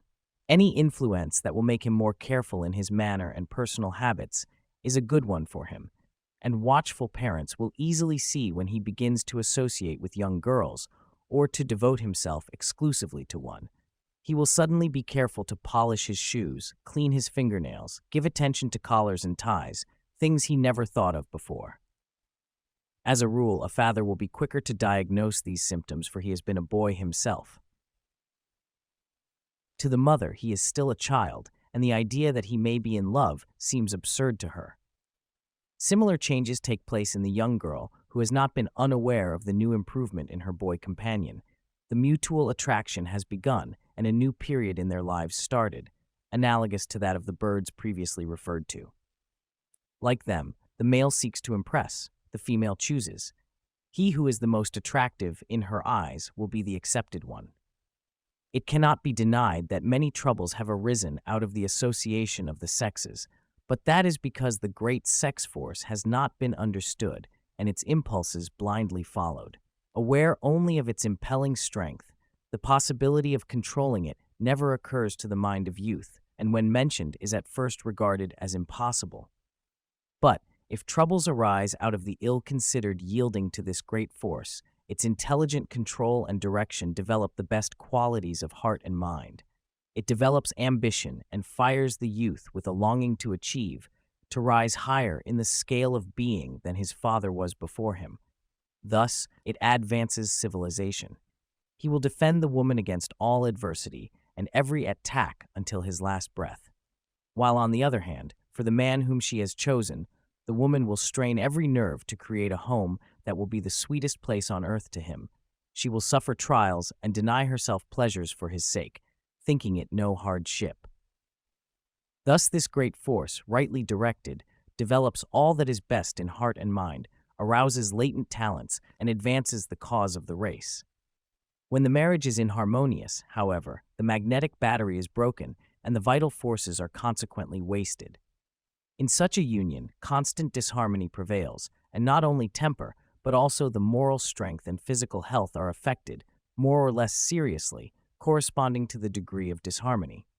Moreover, no one can measure the distress of mind suffered by both husband and wife when either one finds his marriage a mistake and his partner unworthy of his love, confidence, and respect. Especially is this the case where the marriage was contracted for financial considerations only. All women love admiration and instinctively and naturally do all they can to enhance their natural charms. If they have money, this forms an additional bait and serves to balance any lack of personal attractiveness. But the man won by such considerations is too often a mere schemer who finds in her wealth the real attraction. The same is true in the opposite case, where a man of wealth marries a woman for beauty or some quality attractive to him, while she considers only his wealth. Such marriages are almost sure to prove unhappy. The marriage, however, which is the result of deep mutual attraction, continuing after the union as well as before, will confer happiness on both in spite of poverty. This rapid resume will show the various phases passed through in the development of this force, and its varying activities in the growing organism from childhood to puberty, when it finally assumes the direct creative form and is recognized as sex force. The gradual development of this form of its manifestation brings out new tendencies in the growing boy and girl which affect them with all the greater force because not understood. In seeking to find its harmonious complement, the attention of the youth flits from one to another, finding but a fleeting satisfaction until the one is found with whom he vibrates in harmony, upon whom he finally and firmly fixes his affections. For these reasons, it is never advisable for young men and women to marry the objects of their first budding affections. There is but one point of attraction. When this is worn off, there is nothing to hold the individuals together. A more mature development in which mind and character are sufficiently active to find their own harmonious completion will in most cases make a very different choice, resulting in lasting happiness. Another unfortunate union is that in which an old man, whose vital forces are fast failing, unites himself with a young girl who has attracted him by her fresh and youthful beauty. If she is poor and struggling, he offers her sympathy and help, while she, with youthful inexperience, entertains romantic ideas of the good she can do with the wealth thus laid at her feet, and believes that her sincere intention will enable her to be all that a good wife should. But the vital bond is lacking, which alone can ensure a happy union. Inevitably, there arises discontent, which ends in bitter disappointment, until life together becomes impossible. The most magnetic age. A man is most magnetic between the ages of 25 and 40, and a woman from 20 to 35. The sex force is most vital between these periods, and if it were at this time carefully conserved instead of wasted, might bear attain to old age. A union entered into under harmonious conditions would thus carry its vital magnetism and mutual happiness through many years until finally severed by death. It is an unfortunate fact that marriage often ends the aspirations and ambitions that were aroused before the partner was won, when the lightest word of the young woman acted as a spur to action, a new incentive to the youth who sought to win her. If she expressed admiration for the athlete, he forthwith began to practice athletic exercises. If she admired brains, he sought to enlarge his mentality by study. Did she imply that she feared to marry a man who occupied a subordinate position, believing that the future would hold too hard a struggle for both? He applied his energy and husbanded his resources with the ultimate aim of establishing an independent business, however small, and so on indefinitely. But having won her, too often the man's ambition dies out. He feels sure of her. It is easier to go on in the accustomed rut, so he rests on his oars, and his good intentions come to nothing. Or it may be that even before marriage, his interest begins to flag, and instead of continuing his efforts, he begins to count the cost. This he should have done before entering into an engagement. Such a man will become careless of his manners and appearance and neglectful in his attentions. A young woman who is wise will not disregard these important symptoms and will terminate an engagement which has taken on so unpromising an aspect.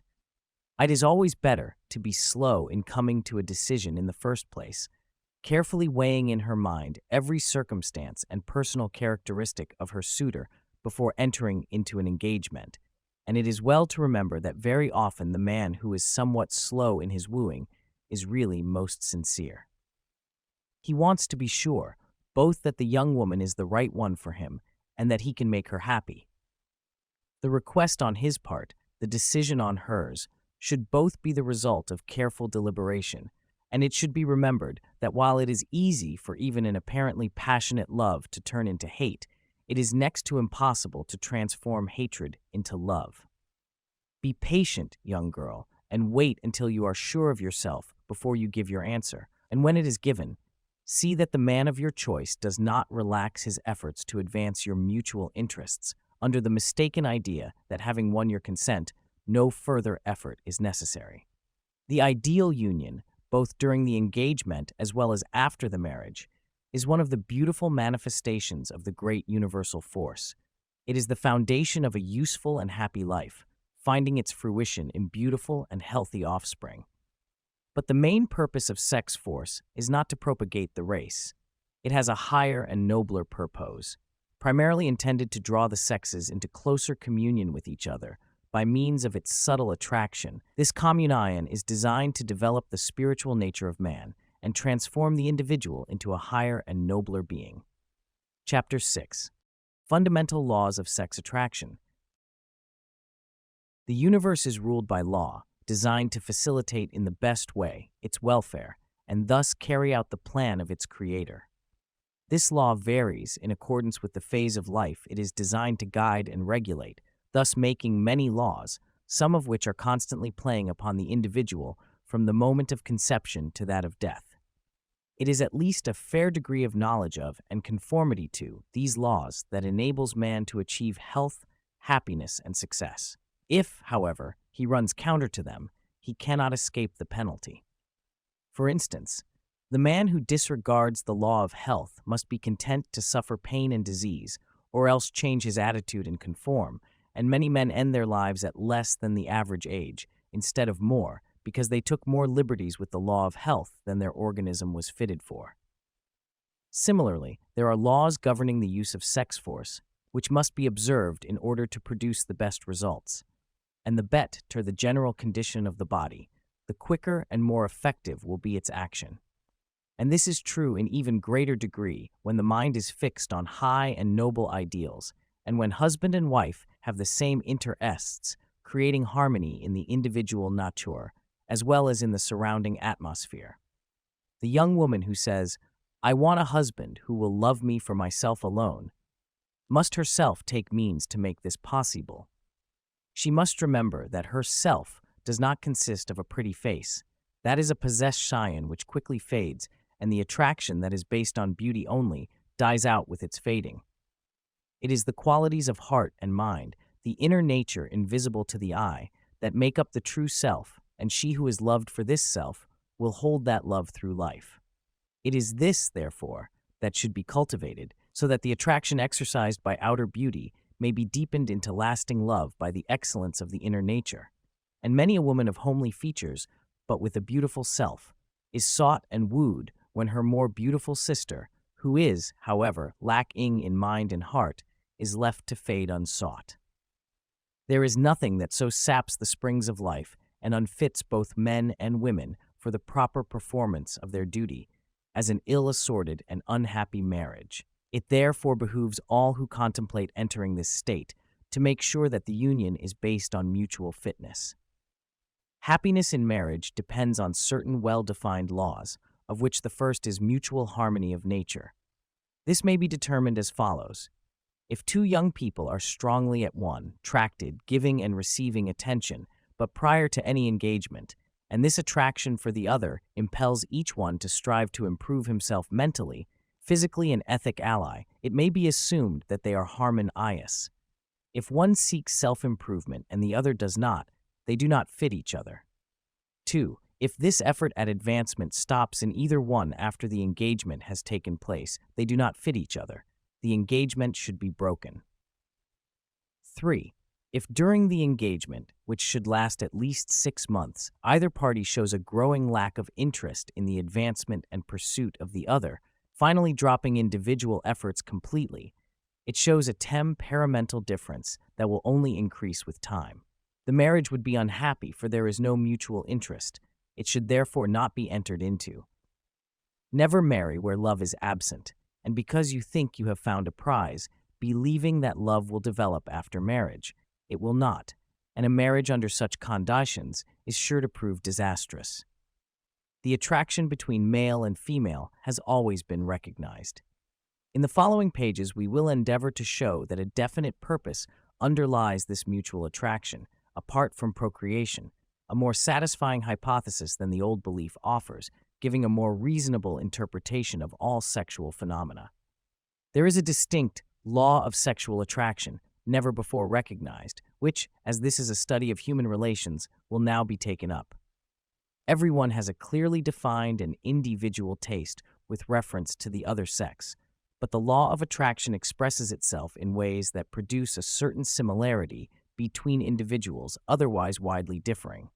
Thus, If we compare the pictures of women who have been loved by famous men, we will find not only that they strongly resemble each other, but are much alike in many other ways. The same thing may be observed in every walk of life. The woman a man loves in Madame Riddy is very apt to resemble, in his mind, the sweetheart of his youth, and we often remark that certain men are attracted by a particular type of woman. Darwin, in his Descent of Man, gives many instances of this individuality in sexual taste among animals. Sexual attraction is usually reciprocal. Where this is not so, it will generally be found that the exception is caused by some influence which interfered with and modified the natural taste. The common saying that certain persons are well suited to each other is proof of the general, though perhaps unconscious, recognition of the fact that the personal peculiarities of the male have to harmonize with those of the female in order to produce a harmonious marriage. Two women who might pair very much alike will attract two very different types of men. One could not be substituted for the other without causing disharmony in the marriage. A young woman may receive the attentions of a number of men, none of which will make more than a passing impression on her fancy. Then she meets one who at once seems to her desirable above all others, and it is him that she chooses. He possesses nothing in face, form, or mind that distinguishes him above the others. What, then, is the attraction? It seems clear that, to use a much abused term, every type has its sexual affinity, and that they are drawn together under the operation of a definite law. What we wish to know is, what is this law, and how does it operate? We are told that like poles repel, unlike attract. This, no doubt, is, generally speaking, true, but there are exceptions. One of the laws governing sexual affinity is as follows.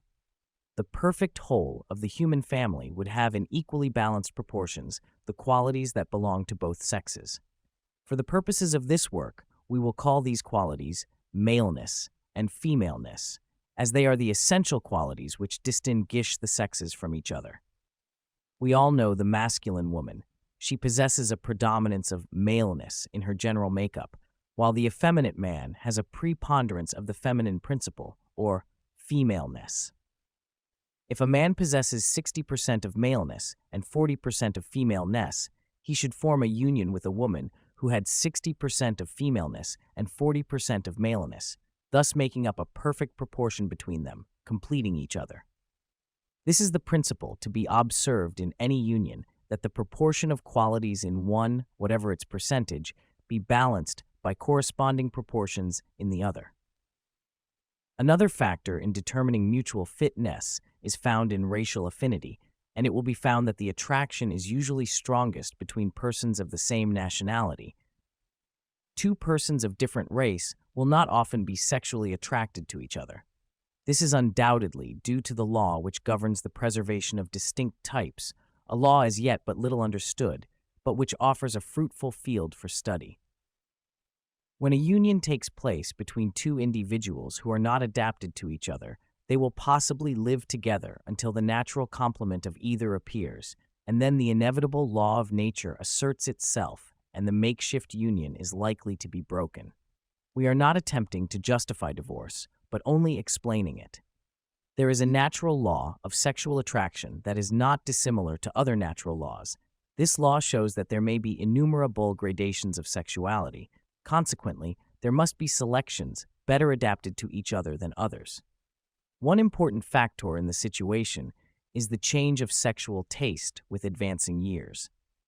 The children of marriages in which the parents had not fitted each other well, that is, in which the percentage of qualities was not harmoniously balanced, have been observed to lack in vigor and to be themselves less fertile. On the other hand, love children, which are the result of a perfectly harmonious union, are, not only sometimes but in a majority of cases, finer, stronger, and more vigorous mentally as well as physically. This explains why children of great wealth, in which the marriages are usually arranged for reasons of finance rather than love, are so often lacking in the finer qualities of manhood and womanhood. On purely hygienic grounds, mercenary marriages or marriages of convenience should be discouraged by all interested in the betterment of the race. The law is no respecter of position, and its operation is responsible for the frequent degeneracy of the children of wealthy parents who marry for other reasons than love. As Darwin and others have established fairly well, persons who are closely related and those whose characteristics differ widely have very little sexual attraction for each other.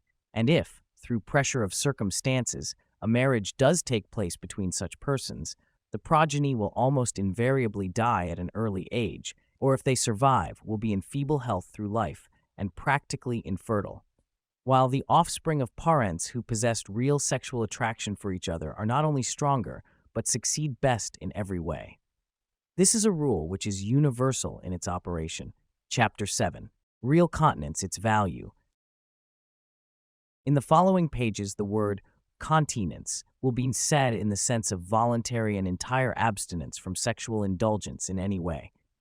This abstinence must be voluntary, for it must be understood that continence is quite different from impotence.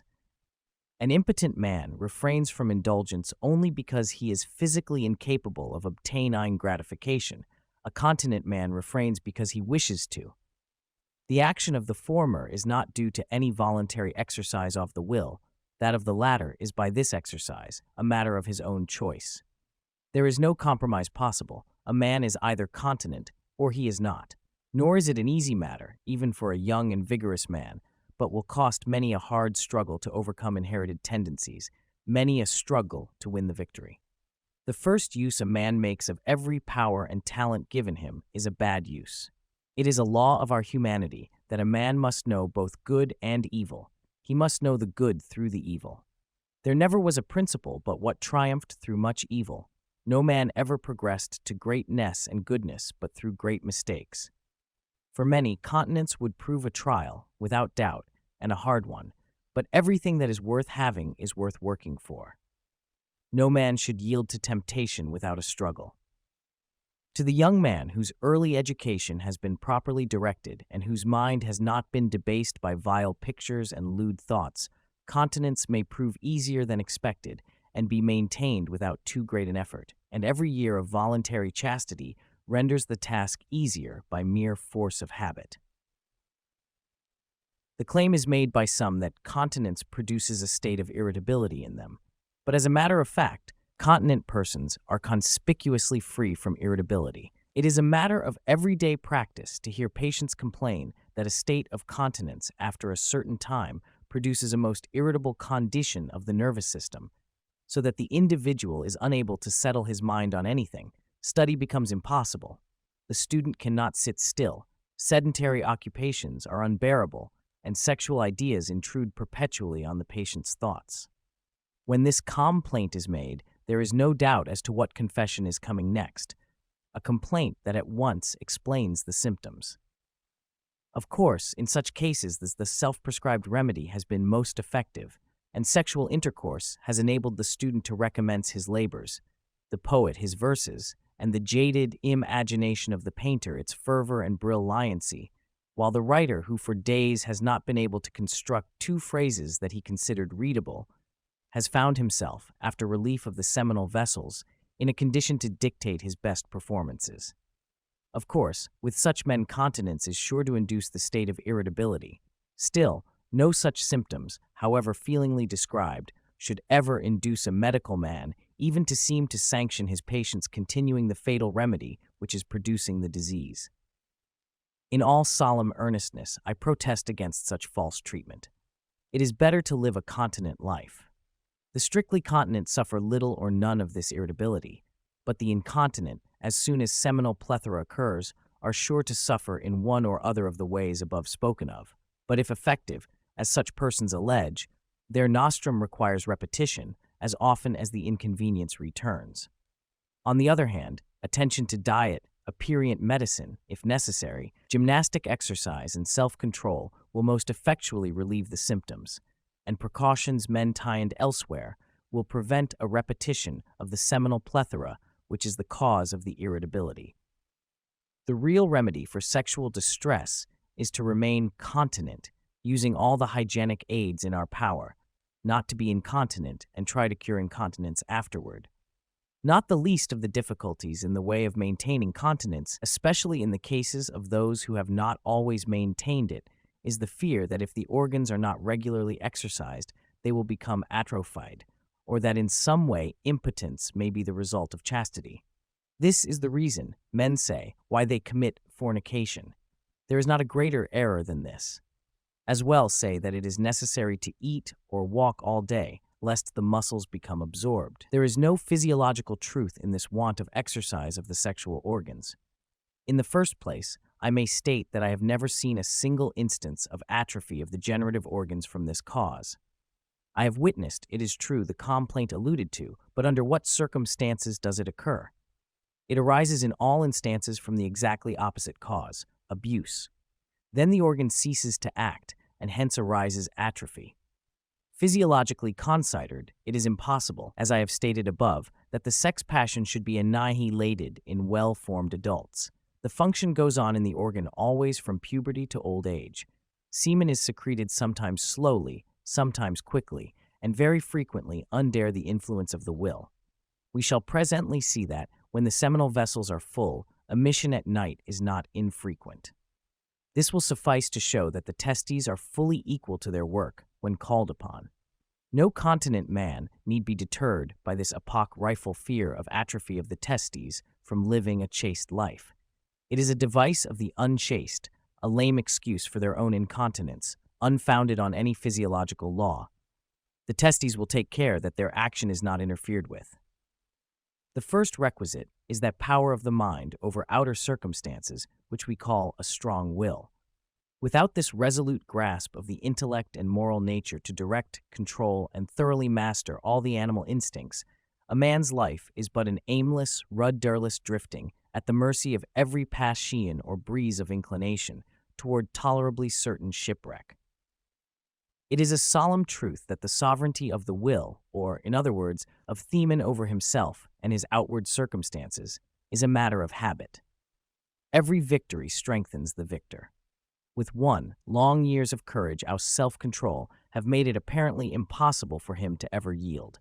The whole force of his character, braced and multiplied by the exercise of a lifetime, drives him with unwavering energy along his chosen course of purity. The very word we have used, continence, admirably expresses the firm and watchful hold with which his braced and disciplined will grasps and guides all the circumstances and influences of his life.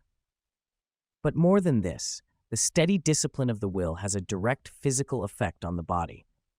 The man who can command even his thoughts will have an easier task in keeping continent than he who cannot.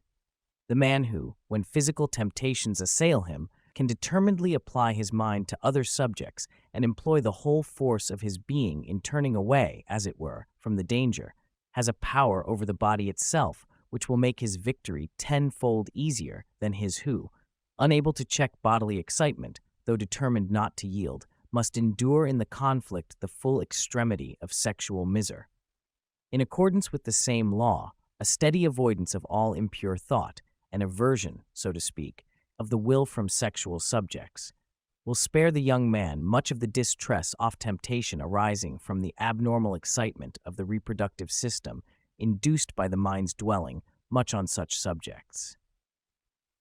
If this argument is true with regard to the unmarried, we will have to admit that sexual indulgence within the wedded state is only a habit, since the only difference is that in the case of the unmarried, the connection has not been legalized by the reciting of a few words by a preacher. The mental state of the parties only has been affected so that the married man, who has had the required formula pronounced, feeling that he is violating no law by satisfying his passion, will not suffer mentally as does the unmarried man who is conscious of indulging illicitly. But apart from this mental impression, there is no difference whatever between the married and the unmarried, so far as the physical act and its consequences are concerned, nor does any reason exist why that which is objectionable in the one case should be permissible in the other. Observing the condition of men and women living in wedlock, the indulgence of the sexual appetite can by no means be regarded as an expression of love. Men have never been taught to control their passion, and as a result of this ignorance, most women are slaves to their husband's desire. It is a mistake to suppose that the kindness, the kiss, and the loving embrace of the wife are, in general, the expression of sexual desire. The following was the exclamation to me of a most refined and cultivated lady, the mother of 5 children, and who dearly loved her husband. How often we wives would caress our husbands if we did not know the inevitable consequences. I know that I am right as to the womanly nature, and I know that if men generally thus believed, there would be less licentiousness, purer and happier wedded life, and healthier women. For how many women are rendered miserable, both morally and physically, by the sexual excesses and brutalities of husbands? The eminent Dr. Acton says, I have taken pains to obtain and compare abundant evidence on this subject, and the result of my inquiries I may briefly epitomize as follows. I should say that the majority of women, hap pili for them, are not very much troubled with sexual feeling of any kind. What men are habitually, women are only exceptionally. I admit, of course, the existence of sexual excitement, terminating even in nymphomania, a form of insanity that those accustomed to visit lunatic asylums must be fully conversant with. But with these sad exceptions, there can be no doubt that sexual feeling in the female is, in the majority of cases, in abeyance, and that it requires positive and considerable excitement to be roused at all, and even if roused, which in many cases it can never be, is very moderate compared with that of the male. There are many females who never feel any excitement whatever. Others, again, immediately after each period, do become, to a limited degree, capable of experiencing it, but the capacity is only temporary and will cease entirely until the next menstrual period. The best mothers, wives, and managers of households know little or nothing of the plaisirs of sexual indulgence. Love of home, of children, of domestic duties are the only passions they feel. As a general rule, a modest woman seldom desires any sexual gratification for herself. She submits to her husband, but only to please him, and but for the desire of maternity, would far rather be relieved from his attention. Prof. T. Parvin, M.D. of Jefferson Medical College, Philadelphia, said in an address, In woman, love throbs in every pulse, thrills in every nerve and fiber of her being. Her life is love. She gives herself to the one she truly loves. If you find out the history of poor seduced girls, those who, as is so commonly said, loved not wisely but too well, you will find that in almost all cases they yield to the seducer in no paroxysm of sexual passion, but because they loved and trusted with their whole hearts. They fell because they sought not their own, but the gratification of another. I do not believe one bride in 100 of delicate, educated, sensitive women accepts matrimony from any desire of sexual gratification. When she thinks of this at all, it is with shrinking rather than with desire. Happy that union in which the husband understands the womanly nature.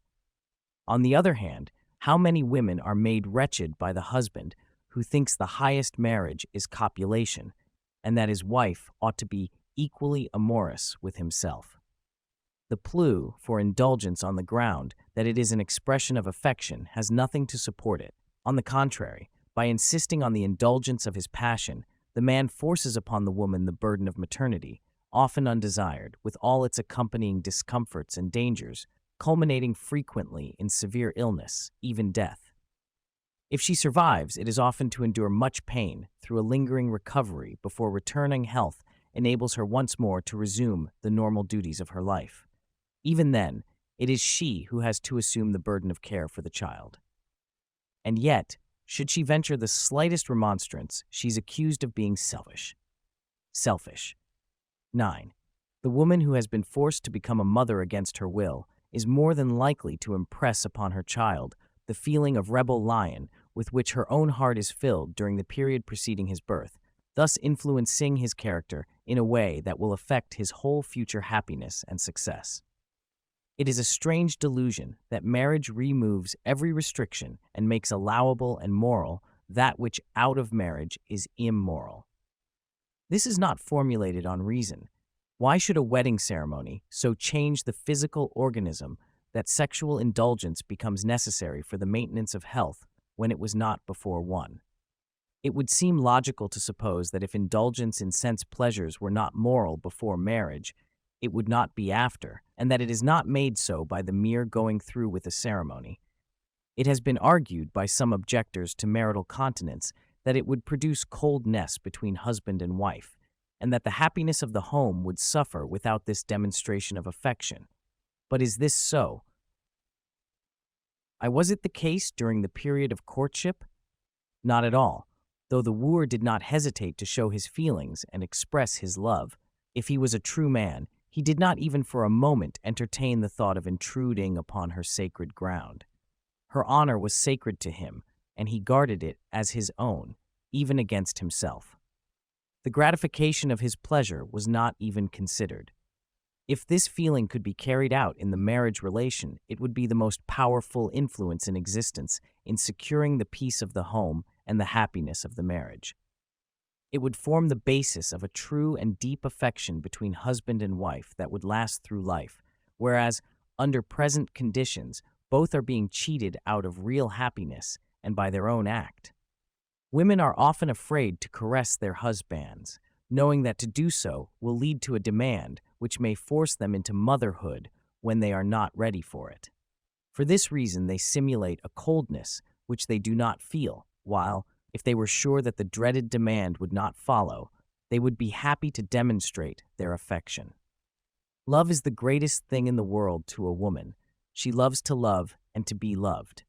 But this does not necessarily mean sexual gratification with her. In fact, most women have comparatively little sexual passion. If they could clasp in their arms and caress their husbands as they do their children, without danger of creating a sex desire thereby, it would give them joy thus to express their affection. In a marriage in which continence was practiced, husband and wife would remain lovers through life, and the happiness of the home be greatly enhanced. What one of our leading educators has to say. I am confident that the alleged necessity for seminal discharge is a figment of a morbid imagination and has its basis in a perversion of the instinctive desire for offspring which is divinely implanted and holy. I cannot conceive that the Creator would implant in the constitution of man a demand that must be satisfied at the expense of marital happiness in many cases, regardless of physical health and even the life of the woman, and ensuring a wasted heritage to the chance offspring which would result. Nor do I believe that the evil results are all visited on the mother and offspring. I believe that every purpose, less or merely sensual union, is a waste of vital energy that might be so much reserve force for the legitimate demands upon one's physical resources. Let the mind be convinced that the highest satisfaction will be found in continence, and the lower order of gratification will assist in the observance of the law. What is meant here is that all desire is of mental origin, and when continence is fully believed in, kisses and endearments will fully satisfy the sex nature. The wife who can lie enfolded in the strong arms of her husband, return his caresses, and express her natural affection without arousing his sexual organs is indeed a fortunate woman. That is the only real man who is master of himself and not a slave to his passions.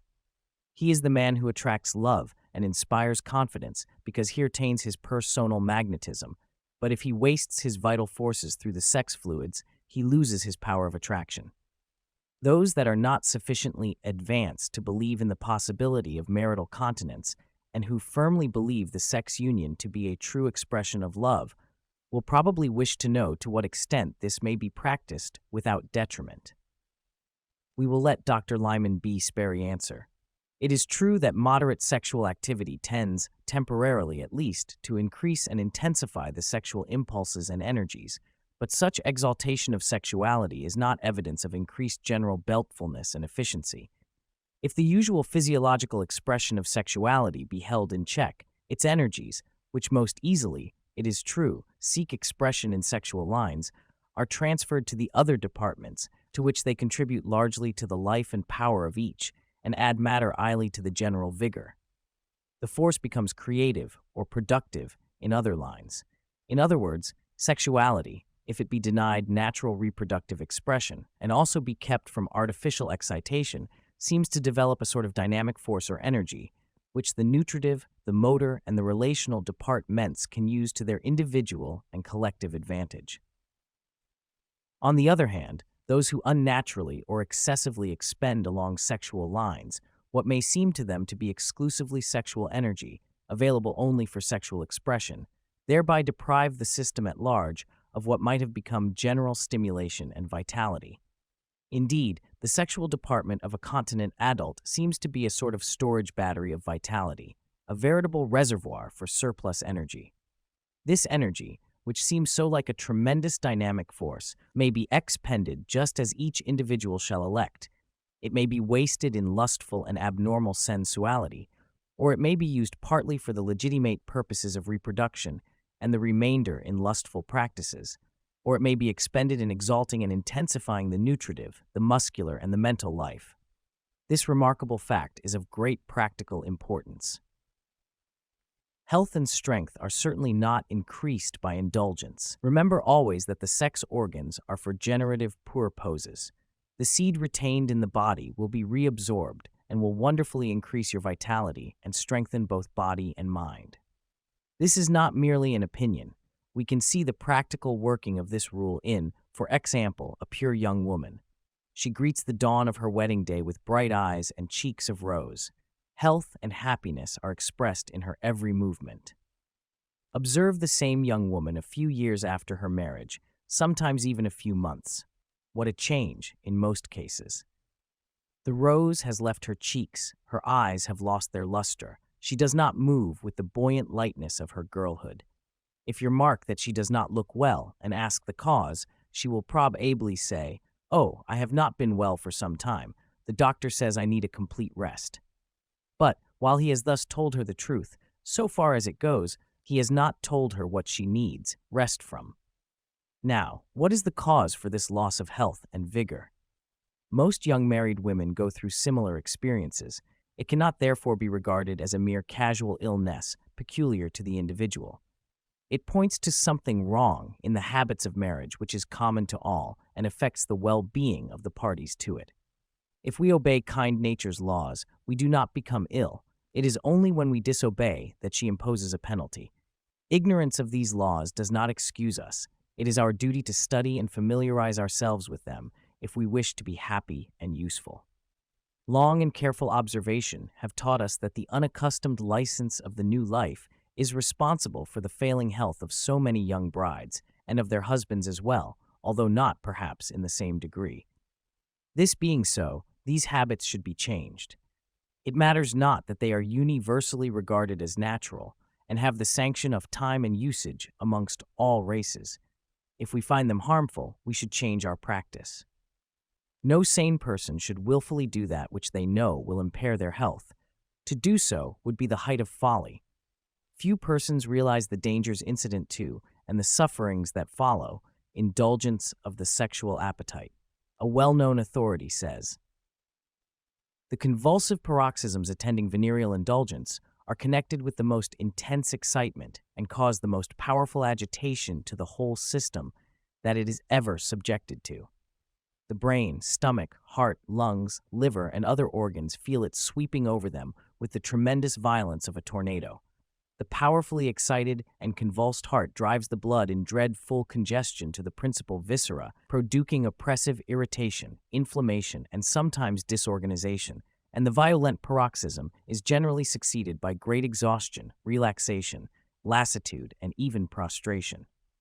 It is really appalling to one who has studied these conditions closely to witness the degradation and pain into which what might otherwise be a noble manhood is plunged through ignorance of the fundamental laws of nature, and a calm acceptance of established conditions regardless of their real nature and effect, just because they have been established by immemorial usage. These actions are not necessary to life and the maintenance of health. Those who know the law, as a rule, keep silence because they say the masses are not capable of taking a higher teaching. But how are they to become ready except through training and instruction? And how can this be given if they who know keep silence? If qualified teachers withhold instruction from those who sadly need it, the blame for the miseries that arise from ignorance lies at the door of these teachers. So long as the great mass of men injure themselves by their unwise actions, the world cannot move forward, nor its humanity rise to a higher level, and never was a better time, for never was knowledge more needed than now. The fact that men inherit racial passions that are well-nigh uncontrollable makes it all the more important that they shall be taught the possibility of control and shown the method by which they may develop it today. The opinion is very general that the primary use of the organs of generation is for the purpose of procreation. This, however, is an error. Their principal use is to generate that creative fluid, which truly contains the seed of future generations, but which is primarily designed to enrich our whole being, increasing our physical powers, enlarging and broadening the mind, and the purpose of procreation is secondary to this. And no one should think of allowing this precious seed to escape from their body, except at such times as husband and wife both mutually desire offspring. Then they should make careful preparation for this event, ensuring so far as possible such conditions as will promise health and vigor both to parents as well as the desired child. It may be briefly stated that sexual union should take place only when there is a desire for a child, and then it should occur only when there is complete unity of desire, and should be so conducted as to express gentleness and delicacy. Sexual union should never be indulged in when either or both are fatigued in mind or body, as at the close of a hard day's work, better after a night of rest. Never when either is actually ill or even ailing. Never when under strong emotion, such as anger, grief, or even excessive joy. Never during pregnancy or lactation. Never when conception would be unwelcome, for there is no moral absolute preventive except continence. Even during the so-called sterile week, there is no absolute safety. Never as the consummation of making up after a disagreement, for the unhappy feelings have made their undesirable impress on the organism, and the child conceived at the time could not have the most favorable heritage. Medical authorities, mostly of a more ignorant age, though they have not yet entirely died out, are responsible for much of this criminal waste of seed. They have reiterated again and again the fallacy that sexual relationship is necessary for the maintenance of health, and that when an overflow occurs, perhaps during a dream, it was but nature's method of relieving the overcharged vessels. Let us see whether nature pursues this method in the case of animals, as she undoubtedly would if this were really a universal law. But here we find no such waste except in isolated instances in which unfavorable conditions have united to produce a degeneration in the animal, so that seminal waste among animals is a rare exception, whereas in man, with all his higher powers, and notwithstanding his mental development, such waste is unhappily the rule, arising out of his mistaken conviction that sexual passion is a law of nature, and therefore cannot be controlled. This is nonsense. He can control it if he will. The view now entertained by the most advanced medical authorities of the benefits of continence does not have to be accepted on the word of any of them, however high his stand in ye. It is a matter capable of individual proof. Put this teaching into practice for a reasonable time and convince yourself. The results will not be slow in appearing, and it is equally a mistake to believe that emissions during the dream state cannot be controlled. The firm resolve not to encourage or indulge in sex passion makes its impress on the mind, and the condition of the mind largely determines the nature of your dreams. Thousands of seed germs are produced every year by men and women, in many cases uniting to produce a new being, but which, if retained in the body, would enrich its powers and renew its vital energy. The conservation of this energy is no longer to be regarded as impossible or dangerous, but the contrary is true, and our leading authorities tell us that the effect of continence in increasing the strength and vigor of man is quite as marked as it has been observed to be among animals. And why should not this be so, with man's higher powers and his understanding of his physical, mental, and moral nature? Step by step, science advances from the study of the outer man to the deeper comprehension of his inner parts and their purposes, and the fact has been definitely established that the richest constituents of the blood are used in distilling the semen. It is comprehensible, therefore, that the waste of this rich material must necessarily impair the body, while its retention must enrich it.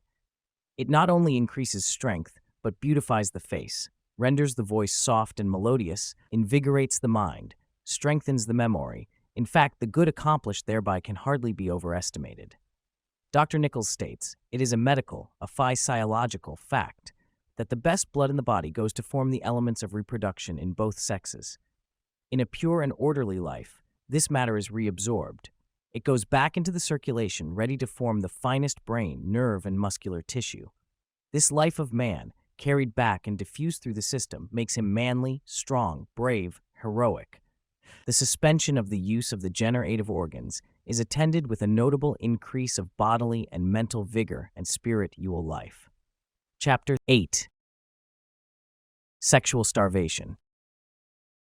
Men and women are attracted towards each other by physical magnetism, and it is very generally believed that this magnetism finds its outlet by means of the sexual system, and that, but for this means of relief, the individual would suffer from sexual starvation. But the truth is that sex resides in every atom of the body, and not only in the reproductive organs. When the sex nature matures, the entire body changes.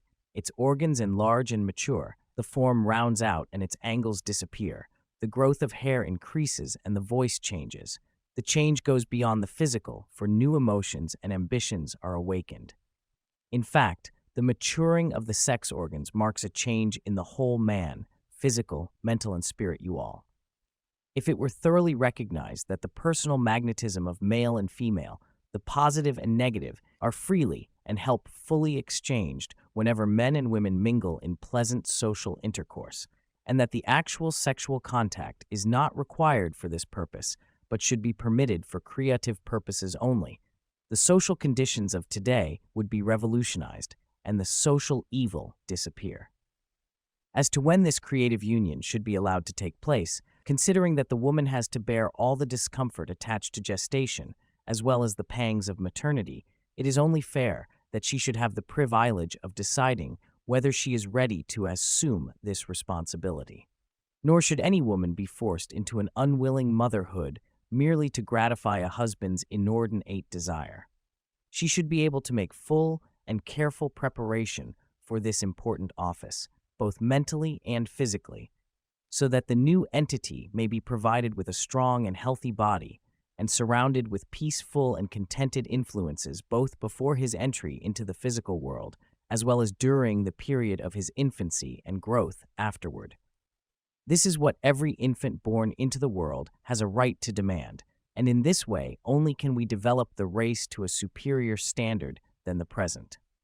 It is therefore of importance that man's ideas of the marital relation shall be radically changed, and that self-control shall take the place of self-gratification, in order that the peace and happiness of the brooding mother be assured, and thereby the strength, beauty, and mental superiority of her offspring. Chapter 9. The education of the sex instinct. The future relations between men and women are destined to undergo a wonderful change in which the regulation of the sex function will have a prominent share. The position of woman in the social scale is already changing, and she is rapidly assuming equal civic responsibilities with man. There is no doubt that her influence in public affairs will tend to establish a higher standard of morality and thus exert a powerful influence on the acts of individuals. That this will result in a decided modification of the sex instinct, there can be no doubt, and moderation will take the place of the immoderate sex fever that at present is undermining the vigor of the race. Furthermore, with civic equality for the sexes, there will come an equal standard of behavior for them, and women will naturally expect of the men they consent to marry as much purity of life and character as men now expect of the women they wish to take to wife. A new sexual morality is on the eve of being born, a moral edie which must endow human beings with more dignity and greater moral beauty. There is no grander sight imaginable than children who are morally and physically healthy. Why don't we teach to our children the beauty and importance of chastity? No education can be of greater value to our boys than that which ensures masculine chastity. Elevate the moral qualities of the sexes and purify the sex instincts, and men and women will once more be capable of a true and real love, where now they are merely the playthings of an uncontrollable but transient passion. One of our great psychologists speaks as follows: one of the essential differences between the love of man and the love of woman lies in the fact that man's love goes from the soul to the senses, while woman's love pursues the opposite course. By leveling this difference, the love of the future will bring the two sexes nearer. After all, it is solely the fruit of regrettable omissions in the education of man. When, in his turn, his love will find in the soul its starting point and support, passion will become divine and will more easily result in perfect happiness. A certain change of physiological features will follow and accompany this evolution. Beauty will express itself differently, and love will gain the stability and the pride of purified and ennobled souls. The morality of man is reflected in woman's beauty. The more chaste the man, the more elevated is the woman. The man's ideal woman is constantly rising, there's no doubt. If you have any doubt, read a little of woman's past history. Compare the apologists of former times with the woman of today. Do you think the present developed man would admire her? Not unless he was deaf, dumb, and blind. The woman of today must possess more than a pretty face and a good figure to make a lasting impression on a true man. She must possess the qualities of soul which not only attract but hold. These are lasting qualities and impart a charm which never fades. A beautiful soul is expressed in a beautiful fasthus. The soul is the guardian angel of real beauty. Psychologists tell us that the cause of unhappy marriages is lack of harmony, and that the happiness and the perfect evolution of the two sexes depend exclusively upon harmony. There cannot be perfect harmony when one dominates, therefore the domination of one over the other is bad for both. The happiness of both sexes depends on the harmonious development of their aptitudes, tendencies, capacities, and aspirations. Neither servitude or domination may prevail. As man and woman are both incomplete manifestations of a perfect whole, they should both be regarded as of equal worth. Under natural law, they have the same rights. They should have the same rights under man-made laws. Chapter 10. Creative genius has no pronounced sex. Man has always worshipped woman for her distinctively feminine qualities, but has been slow to acknowledge her possession of those that seem to encroach upon his own field, priding himself upon his superiority in intellectual fields. Whenever a woman was found to possess an order of mind capable of logical reasoning, she was said to be masculine and regarded by men as abnormal. The pages of history, however, show the names of many women who were prominent in the world's affairs, from early ages up to the present. There have been women philosophers and teachers, scientists and inventors, while today we can find women in practically every occupation, followed by men. In spite of all this, there is still a large percentage of men who regard her as inferior, and the answers they give when asked the reason for this attitude are nothing less than childish, in spite of their vaunted logical mind. Nor are all of these men persons of a low order of intellect. The following excerpts will illustrate the views on this subject of men of otherwise superior standing. Nothing is defined, nothing is positive amid the gilded mists of feminine fancy. Daniel Storm. When it becomes necessary to act with reflection or knowledge, men will possess a formidable superiority over her. Girard Doe. An incomplete man, woman's detractors claim. Molière tells us it is enough for them to love, to pray to God, and to spin. Montaigne, who did so much to dispel many of the prejudices of his time, begins to fear when he sees women interested in the law, logic, rhetoric, and other similar drugs, so futile and so useless to their needs. Voltaire, whom Marie de Châtelet helped to understand Newton, says, "They are incapable of invention." Proudhon avers, "Women could not even invent their distaff." Her poor little soul, he tells us, can neither rival man's nor follow it, and if she is placed on an equality with us, it will be necessary to return to us our strength and use less intelligence. Lamennais claims that even the greatest of women rarely attains the height of a man of mediocre capacity. Men of all nations tenaciously cling to these worn-out and unjust opinions, many even holding that she is unable to imitate man intelligently. They are the opinions of primitive ages when man's brute strength gave him an advantage over woman, a day when physical prowess formed his only measure and test of superiority. And this false opinion has been so ingrained in the consciousness of the male that he finds it difficult to change, even with a broader viewpoint and an otherwise more enlightened mind. and in spite of the fact that she is found in all the professions she has chosen as the field of her himself is active. Women physicians, dentists, lawyers, women painters and sculptors, authors and poets, engineers and inventors, preachers and philosophers, adorning every profession she has chosen as the field of her activity. And not in the professions only do we find her, but among the artisans as well, those who labor with hand as well as brain. There are women watchmakers and jewelers, women managers and designers, women architects and astronomers, women chemists, aviators, even smiths, both silver and blacksmiths. In fact, it is hardly possible to name an occupation in which woman cannot be found, doing her work well. This advancement has been made in the face of every disadvantage, against almost unconquerable prejudices, in spite of a delicate physical structure. It is not a transitory achievement, but the position so hardly won will be permanently held. The laws of progression forbid any falling hack, for nature moves forward only, and pushes all things forward and upward. Woman has furnished abundant proof that her place is by the side of man, not behind him, bearing his burdens, and a new world of happiness and progress scion will open to him when he recognizes that she is his helper and companion, not merely an inferior animal to be noticed and caressed at his pleasure or desire. The equal intellectual potentialities of the two sexes must be recognized if man wishes to rise to his best. The rights of woman can no longer be ignored. She must be judged fairly by man. It would take many volumes to record the debt which civilization owes her, or enumerate the inventions she has made. Man's whole life has been transformed by woman. She has helped human progress in every direction. By studying the works of Losch, Codrington, Nates, G. Richard, Ratzel, and others, it will be seen how she has assisted in civilizing man, really snatching him from barbarism and starting him on the onward path of progress. It was by following the work inaugurated by her and using the inventions and discoveries of her genius that man was eventually able to conquer the hostile forces of nature. Woman is in every sense the equal of man. She does not have to imitate him, for she is gifted with originality to at least an equal degree with him.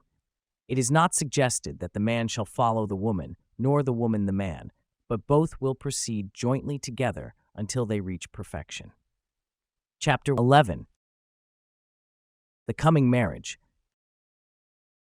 Marriage has suffered much abuse. It needs to be entirely transformed to keep pace with the general advancement of the world around us. Men and women are no longer the same as in past ages, and their most important institution must be adjusted to their present and coming advancement. But while marriage as it now stands is by no means ideal, it does little good to stand BJ and rail at it, meantime doing nothing to correct it. Instead, every effort should be made by every sincere and earnest person to purify and perfect it to the extent of his ability, making it the true expression of a faithful love. The happy days of courtship. From the moment in which two persons first find their interest fixed upon each other, they are drawn together by sex force. This force has exerted its potent magnetism between men and women ever since the human race emerged from the animal stage of existence. This force, so widely varying in its manifestations, is called love, a name which will answer as well as any other. This force, or love element, never appears in a life which has not the possibility of developing into manhood or womanhood. If by any means this development is prevented or checked in a given case, nothing remains but the animal interests. Therefore, we call it sex force. The study of nature and her mysterious workings has given rise to many theories as to the sex attraction, its cause and purpose. Many hold that it is the expression of a higher love based on something nobler than the sex instinct, while others declare that it is but a natural instinct, nature's scheme to perpetuate the race. It is an interesting question to debate.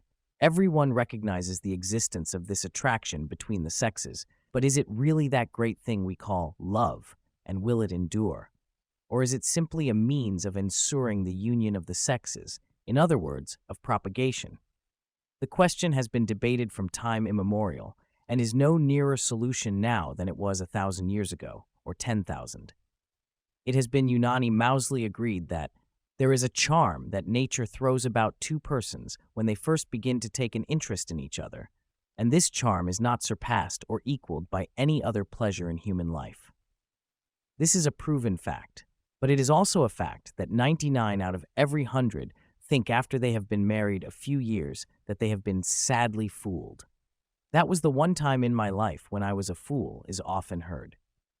In choosing a life partner, every effort should be made to choose one with temperamental fitness.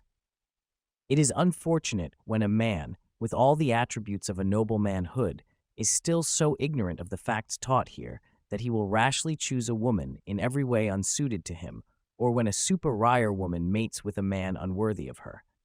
Like should attract like and will if judgment and discretion are used. It is haste that makes waste in love and marriage. The impulses of nature are constantly urging the individual to action. This inner urge, while inciting the man of judgment to prompt and efficient action, may easily prove a trap for the unwary who follow the impulse of the moment without subjecting it to the scrutiny of reason or the curb of control. Physical charm is a potent factor in the life and actions of early manhood and womanhood when experience has not yet ripened the judgment, and when this charm is given way to without question, the mental view is blind-ed and the power of judgment impaired.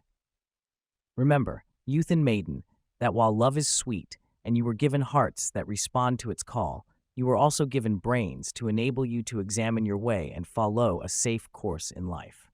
A little passing sweetness is too dearly bought at the price of a life of misery to follow. A pure, sweet, and true love, based on mutual fitness, brings out all that is finest and best in the character, as, for instance, exemplified in that judge of a state Supreme Court, who met and loved a sweet woman, and thenceforward could only see the bright, sweet, and human side of the cases brought before him. No doubt he did more good from that point of view than by holding the coldly judicious, or, as Whittier says, the judge whistled an old tune in court after he had met a maiden that turned his heart over again. Unconsidered, yielding to the impulses of nature has played havoc with men in all walks of life, thinkers, bankers, statesmen, and mere chance. None are immune who do not fortify themselves with knowledge and cultivate self-control, and this will be so as long as the blood rushes red through the avenues of the heart. The woman who wishes to develop the charm of a noble nature should impress 3 fundamental ideals upon her mind: to be beautiful in demeanor, to be sweet in disposition, and to be lovable in character. The student who takes up this course will be astonished at the difference caused by a few months of faithful study and practice, a change of which the camera gives constant proof. For the information and encouragement of the student, it is an excellent plan to have a photograph made when this study is first taken up, and another after it has been pursued for a year. The comparison will prove absolutely how the changing of one's mental attitude and personal habits alters not only the expression, but even the lines of the face. Beauty is more than skin deep. It is the reflection of something real. A face devoid of character may show a fleeting beauty, but being merely skin deep without a foundation in character will quickly vanish, never to return. It is character only that counts. To be beautiful, sweet, lovable. This must be your aim, and you can develop such a character if you sincerely try. It all depends on yourself. Beauty does not mean a face covered with rouge, penciled eyebrows, eyes brightened with belladonna, and the hair of another woman. These things may form a combination which will deceive the thoughtless and unworthy, but the true man is neither deceived nor attracted thereby. No false art can take the place of that beauty which the mind and soul paints upon the face in enduring colors. Sweetness of disposition means not to be cross, irritable, sharp, critical, severe, or sarcastic, even under provocation, but patient and generous of spirit. Think of what you say before you say it, and say only that which the whole world could hear, if necessary. Lovableness will grow spontaneously out of the combinations thus described as constituting beauty and sweetness.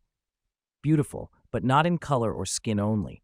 Sweet, but not affected or dramatic like the smiles of a ballet girl. Lovable, but with character of mind and heart stamped upon the face, to stay. Men, ponder these lines as you read them. Say to yourselves, if I want this kind of woman, I must attract her by being noble, virile, and manly.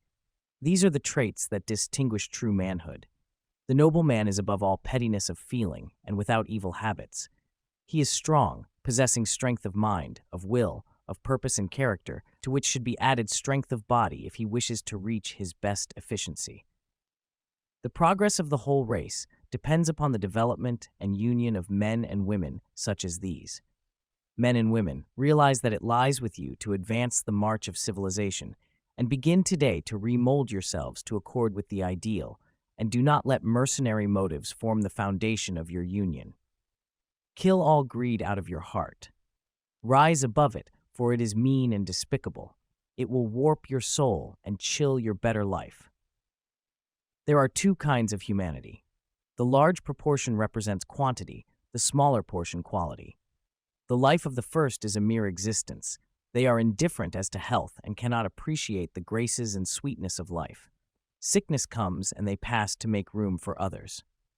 The second class is made up of people to whom life is full and rich, its duties imperative. They are worthy of a better world and strive with all their might to make it so. Which will you choose to be a part of, the mere quantity or the smaller part? To merely exist as the animals, or to be a potent factor in a greater civilization? Chapter 12. Mating of the Sexes. We are told that the Golden Age is past, and a Diamond Age is to come. Some believe that it is now dawning. The Diamond Age will come when we have risen to the plane at which we can regard each individual human being as a priceless, sparkling gem to be sought for its perfections and treasured above all else because of its physical, mental, and moral brilliance and purity. Perfect men and women are indeed the diamonds of the race. Before the perfection of man and woman can come, they must be properly mated, as from this union will come the progenitors of the future generations. Before a race can become mentally and morally perfect, they must become physically perfect. Pure can come only from the pure. A perfect and moral being can manifest only through a perfect physical body. Nature's force. The sex force, as we have heretofore referred to it, is the creative principle found in all nature, the masculine and feminine qualities making up the attributes of each individual. The cooperation of the masculine and feminine principles can be found in every expression of life throughout the whole realm of nature. Every new thought has been made possible by the union of these two forces. Scientists of today know well that in every individual there are contained male and female elements. The one that predominates we call man or woman, as the case may be. The sex force has three distinct functions: mental development, attraction, and creation. The first purpose is the mature growth of the person. Next, by its magnetic power, it is the means of drawing women and men together, which results in marriage. Third, by the union of these two forces, a new child is possible. This force develops the boy or girl from children into mature men and women. It rounds out the physical, gives animation, vivacity, keenness, vigor, ardor, courage. It is the power that makes or mars character. Few realize the importance of conserving this vital power. The change puberty. The difference between the sexes up to puberty is mental more than physical. The girl is naturally more quiet than the boy. From early age, the girl naturally develops the feminine trait of inviting attention indirectly. The boy also at an early date perceives that he should be the one to make advances. When puberty arrives, a great change takes place. They are transformed into new beings. Before this time, they were apparently complete within themselves and felt no special need, one of the other, the boys playing together and the girls doing likewise. But when the voice begins to deepen and the masculine muscles begin to harden, the feminine breast increases in size and the form rounds all over. These are the signs of the change in the bearing of the sexes toward each other. The second function of the great sex force now dawns.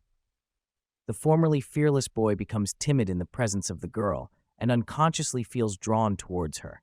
The girl's eyes brighten in his presence, and she also feels attracted by him. If she does not take an interest in the opposite sex and display the feminine traits and charming ways, which are the magnets that irresistibly draw the boy toward her, she is not a natural girl, and they that have her in charge should see what is the matter. This is a very important period in both of the sexes' lives. There is an uneasiness as if they lack something, a supplementary being, for which they unconsciously long in order to complete themselves. At this period, they need careful watching to see that they are developing as they should to be moral men and women. All known medical authority states that the appetite which brings the sexes together is founded upon peculiar secretions, periodically arising after puberty and creating an uneasiness until discharged or absorbed. This is generally acknowledged to be true. At this time, there is also a demand for a stimulus for the body, mind, and entire being, and this can be obtained only by associating with the opposite sex. This principle, the young boy or girl, is seldom taught, but it should be. They should understand about their proper relations with each other.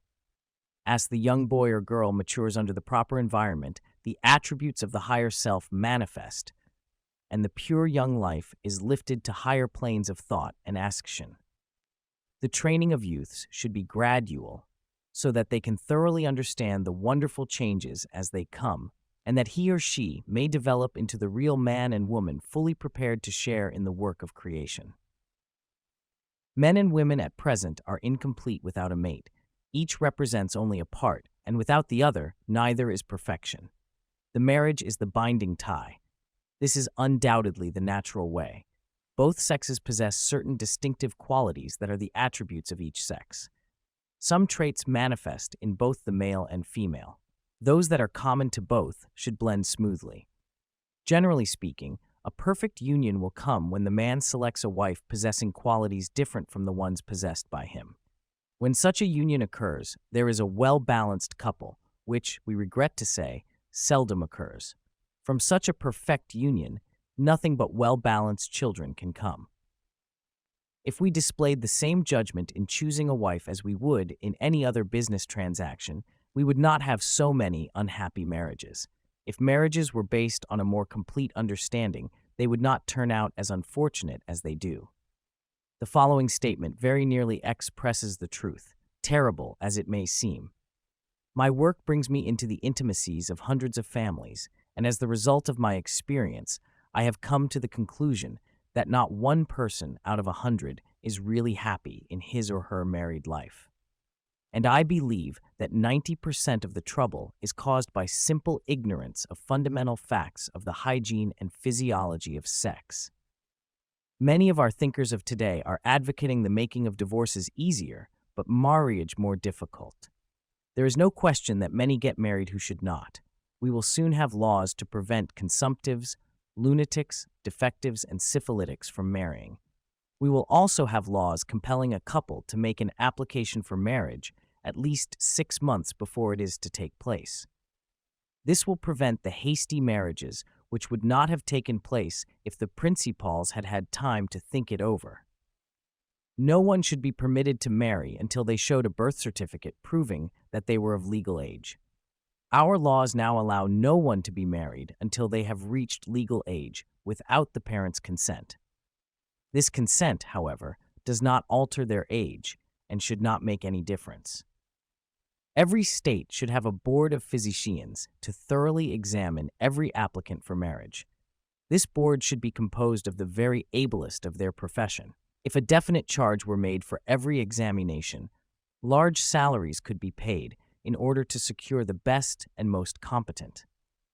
Those that could not pass the examination should not be allowed to marry until their condition had been corrected. This would not only protect the one who would become the victim in case one had a disease, but it would be of great benefit to the infected one to find out that they were diseased. Not only should the man have to pass the examination, but also the woman. Very few of the men of today can truthfully say, I have led such a life that I can say positively that there is no possibility of my carrying in my body the germs of a dis-ease which would make of our marriage a mockery and a crime. He is a mighty lucky man if he can truthfully say this.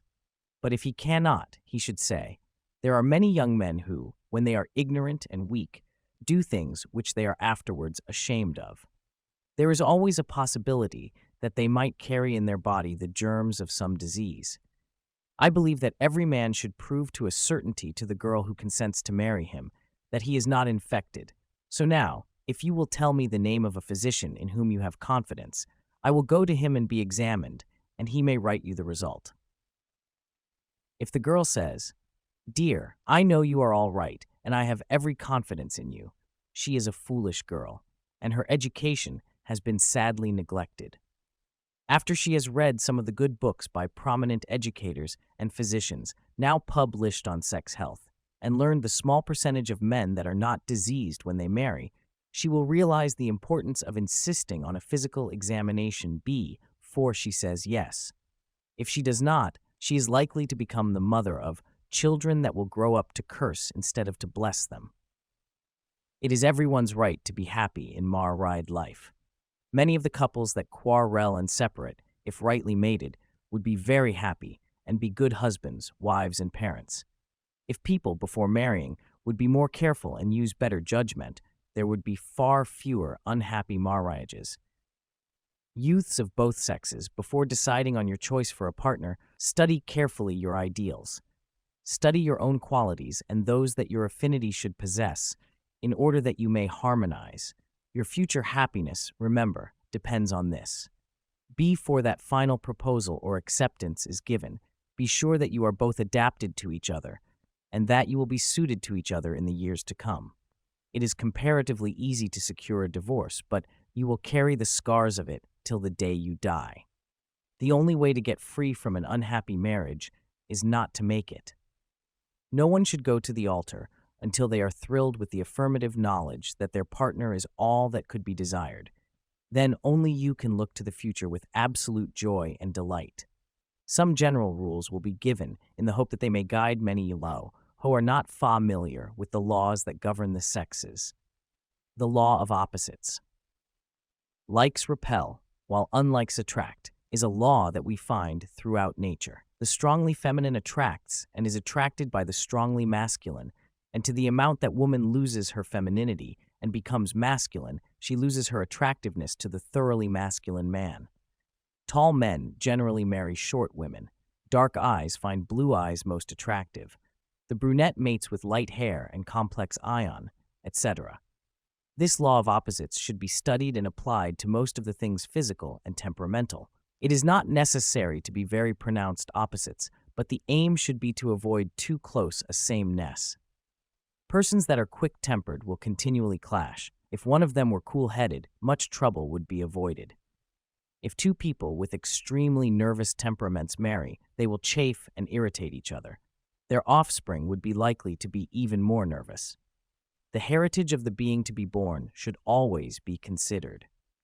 If a couple that were both of large bones and compacted muscles, tall, angularly built, with pronounced brows and retreating forehead, should marry, their progeny would be very likely to be built physically strong, but ungainly, gloomy, and of an unsocial disposition, and possess slow mental growth. Two of small, plump build and jovial disposition should not marry because intellect and morality would be likely to be wasted in sensuality. Their tendency would be to waste their natural forces far too quickly. Their children would not have the bone and solidity of muscle or the character that they should be born with. They would be very likely to be over-impulsive, with strong appetites, which would lead to intemperance or dissipation. Remember that the same physical or temperamental extremes united in both parents will produce still greater extremes in the offspring. That which is prominent or deficient in both parents alike will in all probability be more prominent or more deficient in the children. This is why nature has a law that makes unlikes attract, the law of similarity. But there is also a law of similarity in race, religion, political, and social views. True, there have been marriages where the two members of the union held different beliefs, and each was able to hold to his own without creating disharmony, but such instances are very rare. There is no question that God created of one blood all the nations, but he also endowed them with differences and not without a purpose. When a Catholic marries a Protestant and each holds to his own belief, there is no happiness, as a rule, but discord. Which belief the children shall be brought up in causes much trouble. Many times one gives in to the other, but the concession seldom comes from the heart. When this occurs, there is not the proper coordination between the two souls. This is one of the points in which similarity of view should help to determine the marriage, the law of complements. Of all the laws, this is the safest to follow for most persons. You should aim to mate with one whose nature completes or complements your own. They should have the qualities in which you are deficient. The two halves should blend and make a whole. Persons who are well balanced may marry extremes or such as are similar to themselves, but extremes should try to select a partner who will have a tendency to round off their sharp edges. The wand, all that is best in man, can be brought out by the influence of woman, and vice versa. It is very important, therefore, to select the one whose influence will raise the soul to transcendent heights, because when misapplied and unguided by reason, or when wrongly combined, the entire being will be plunged into the depths of misery. The young man starting in life should be exceedingly careful in choosing his companions. By the wrong kind of influence, his whole life may be ruined. The feminine influence that he is subject to may greatly help or sadly mar his entire future career. Many of our geniuses have acknowledged the great help they received from their wife, mother, sister, or friend. What would Charles Lamb have accomplished without his mother? Napoleon's downfall has been attributed very largely to his parting from Josephine. The influence of George Washington's mother played a very important part in our nation's history. Through woman's influence, many men have been spurred on to do greater things than they had any idea they could do. Make a study of the effect of even the conversations you have with different members of the opposite sex. The one will appeal to your higher self, while the other will call forth the lower impulses and thoughts. This power plays a very important part in everyone's life, especially in youth. Not only does woman influence man's destiny, but he also influences hers. A loving woman finds heaven or hell on the day she is made a bride. To women, love means more than to men. It is the mighty, transforming, crowning gift of life. It would be far better for her not to marry at all than to be joined in a loveless union to one whose traits of character will cause friction and trouble. Neither can expect to secure a perfect partner, but everything should be done that is possible to mate with one whom you will not loathe. Some qualifications fob age. First of all, there should be a sound body that is controlled by a sound mind. Strange as it seems, a sound body is not easy to be found, but by studying the laws that govern health, most bodies can be made physically sound. There is no other thought in the world so appalling and so fraught with pathos, says Dorothy Dix, as that of millions of deformed and sickly children whose parents bequeath them nothing but disease and death. Nothing can atone for this crime that unhealthy people commit against the individual child they bring into the world by marriage and against society, and anything that will tend to lessen it or even arouse the public conscience on the subject is a blessing to humanity. 9. When a girl who falls in love and marries a dissipated man thinks of the future, she doesn't see herself dragged down to poverty, a hollow-eyed, anxious woman getting up in the night to open the door for a maudlin man. Still less does she see herself the mother of sickly little children.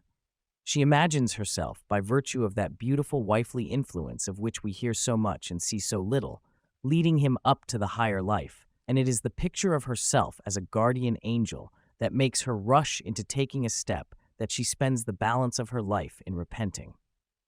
We can all count upon the fingers of one hand the women we have known that have actually reformed men, but it would take a patent-adding machine to enumerate all the ones we know who have wrecked their lives trying to do it. The young man who marries a sickly girl makes an equally fatal mistake. When a warm-hearted and generous young fellow falls in love with an ethereal-looking young creature, he pictures himself chivalrously protecting and cherishing her, and keeping the wind from blowing coldly upon her, and thus winning the roses back to her cheeks, as the hero does in Laura Jean Libby's novels. And he goes and marries her on that romantic hypothesis. Do you suppose that if he had any conception of what having an invalid wife means to a man, he would do it? If he is a poor man, it means that he spends his days toiling to pay drug bills and doctor's bills. Whether he is rich or poor, it means that he goes home at night to an ill-kept house, to darkened rooms, to humoring sick person's whims, to querulous complaints and hysterics and nerves.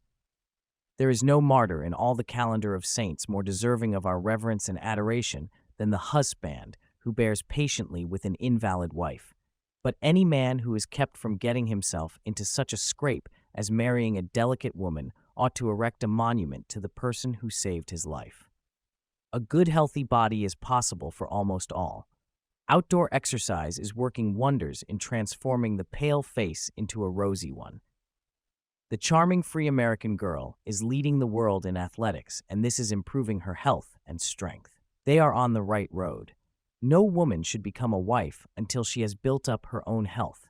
When she becomes a mother, she should see that her children take exercise to make them strong and wholesome. Those of you that have not already chosen your mate, do not become discouraged. It is not an easy choice, and neither should it be when it is the most important one. After you have made the choice, where love is, there is always hope. There's a divinity that shapes our ends, rough hew them how we may. Chapter 13. The influence of sexual thoughts.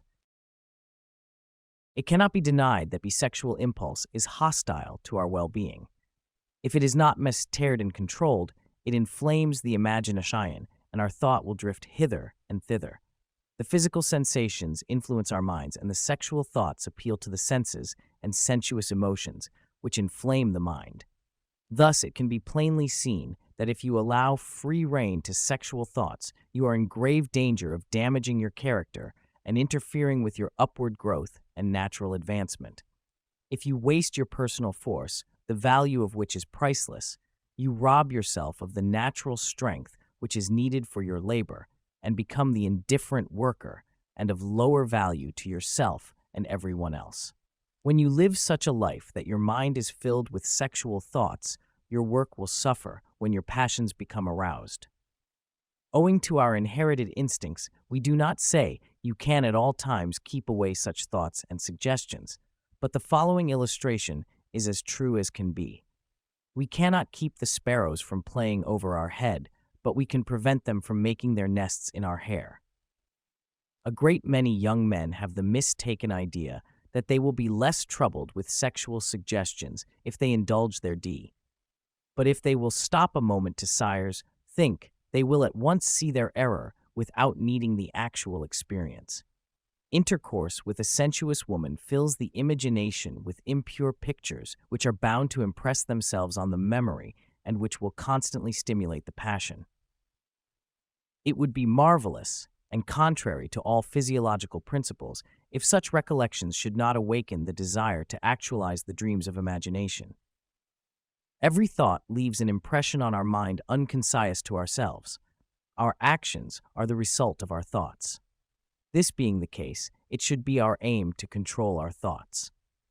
We must admit that it is not easy always to keep out undesirable thoughts, but it can be done if you will make up your mind to harbor only desirable thoughts. Remember, as one's thoughts are, so are his attainments. As he thinketh, so he is.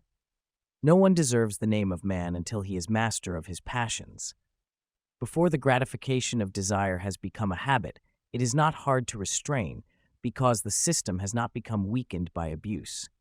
The more desire is gratified, the more passionate are the longings, and each mental picture makes an impression on your memory which excites more lust. The first time can be avoided with little trouble, but after the sexual habit is once formed, and the mind becomes filled with memories of forbidden indulgences, it will require a very strong will to overcome these influences. As a result, many fall by the wayside, no longer fit for life's work. No one can honestly say that impure thoughts will not interfere with the quality of his work. Suppose you are busy with a piece of work, and it is a difficult one in which all your powers are needed, but suddenly the carnal fire burns within. Will it interfere with your work?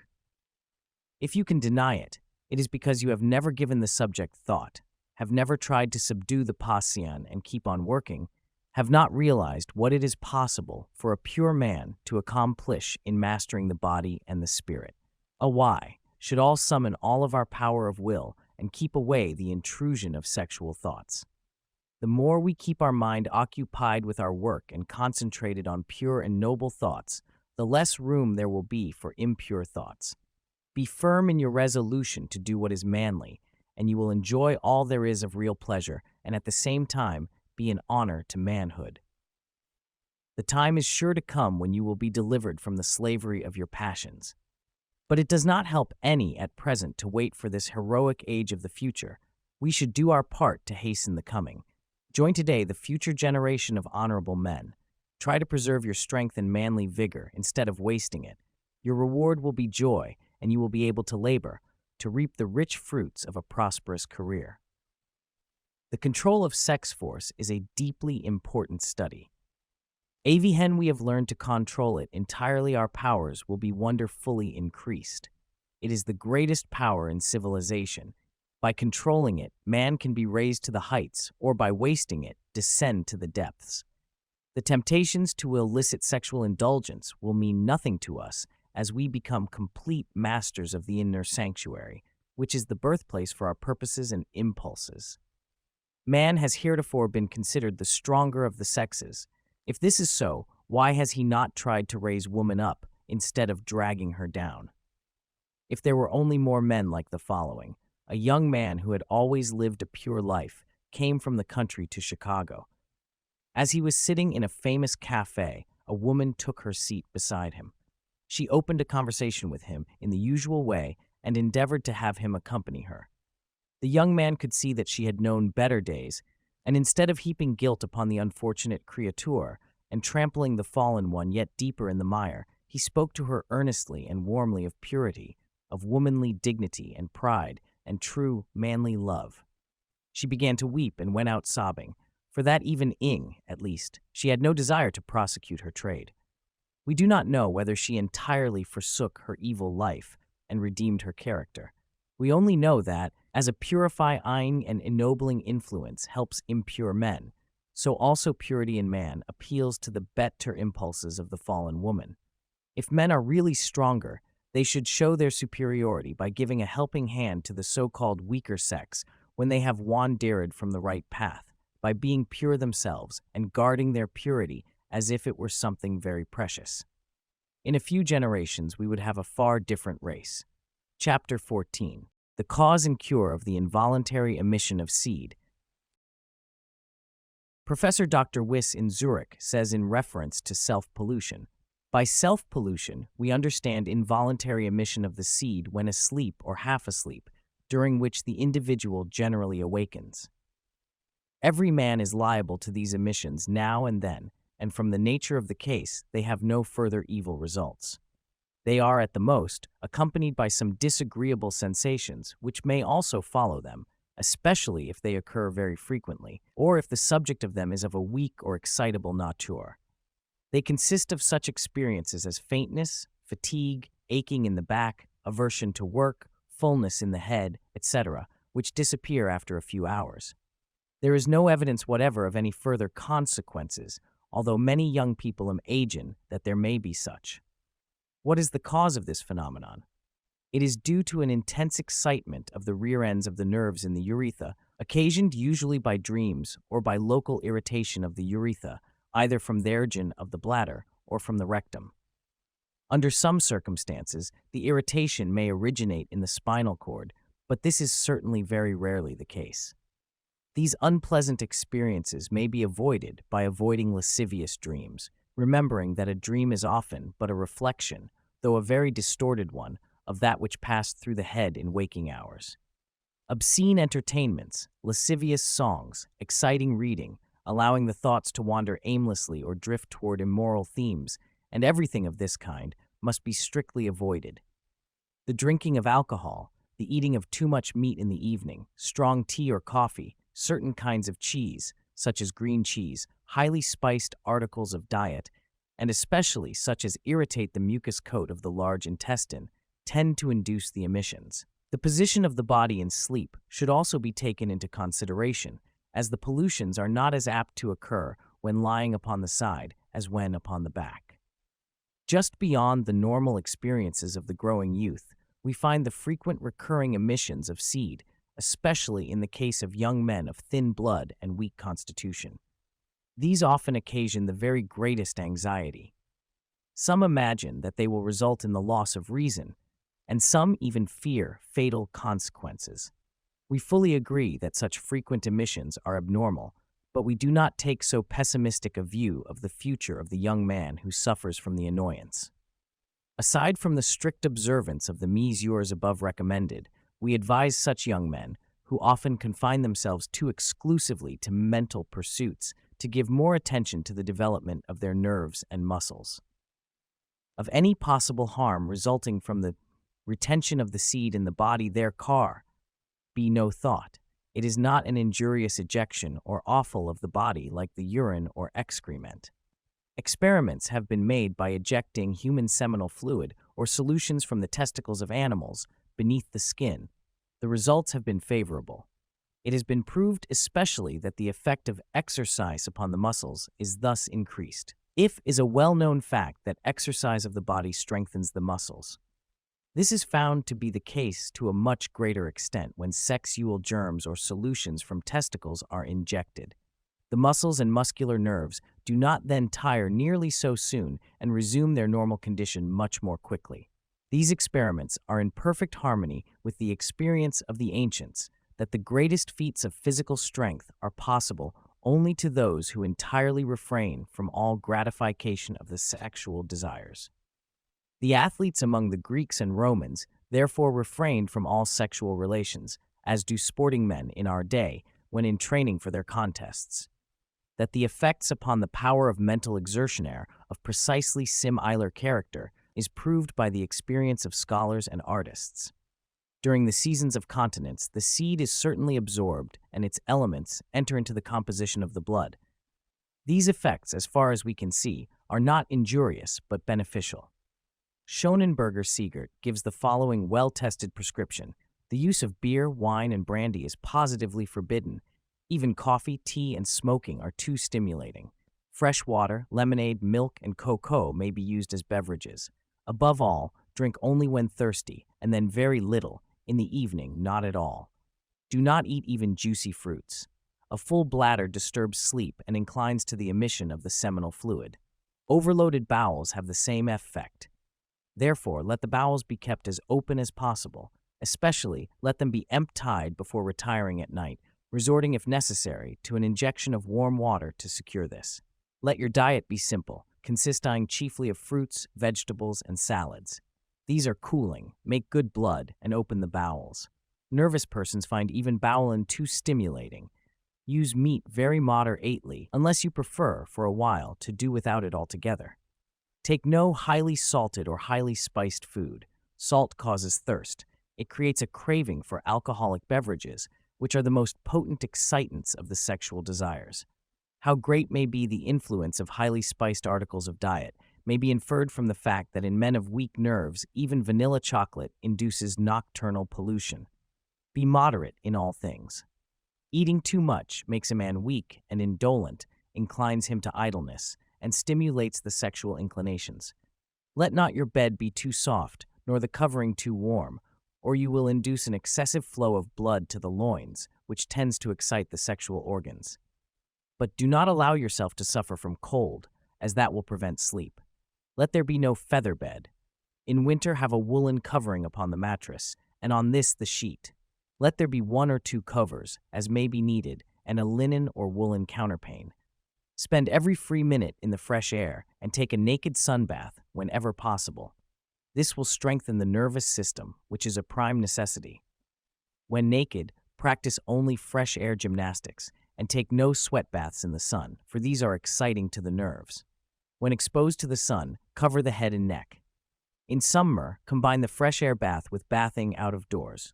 Remain 2 or 3 minutes in the water, and keep moving vigorously, or plunge in 2 or 3 times. Come out, dry yourself, put on a dry robe, and exercise as long as possible before dressing. Take as much exercise daily as possible. Take walks, climb mountains, run, play, practice gymnastics, skate, ride your bicycle if it does not excite you too much. Above all, take a hand at rowing. Even horseback riding is helpful to many, but it is too violent exercise for some. Work in the field or garden. But do not overdo anything.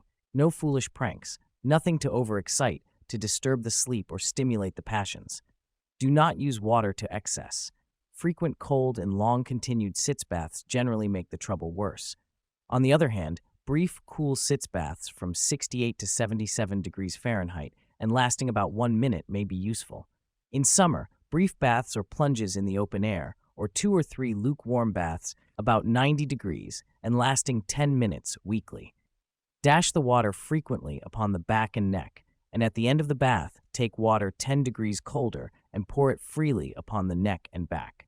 If you cannot bathe in this way, take warm shower baths followed by cool sprays 2 or 3 times weekly.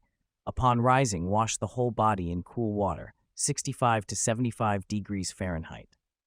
After every application of water, warm yourself quickly, which can be best accomplished by a brisk walk or by work. If necessary, return to bed for a few moments.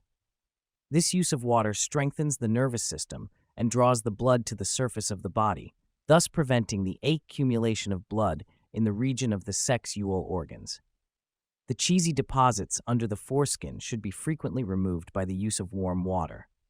Walk quickly, stand at your work as much as possible, read no exciting books, do not be much alone, nor in great crowds. These are the chief lines of treatment. Experience proves that they seldom fail to accomplish the desired result.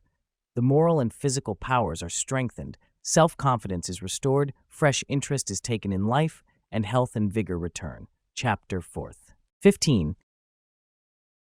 The redemption of man through regeneration. In studying mythologies and religious creeds, we find in all that the regeneration of mankind is the feature of most importance and insisted upon as a condition of final redemption. Advanced minds of all ages have pondered deeply over this problem, seeking to find the solution.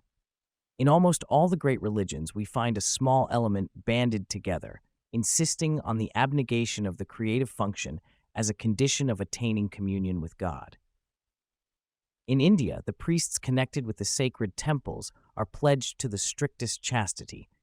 While officiating, they are at certain times entirely nude, and if any carnal excitement appeared in the external organs of one of them, it would be regarded as proof of an unchaste imagination, and he, as an unfaithful priest, to be harshly dealt with.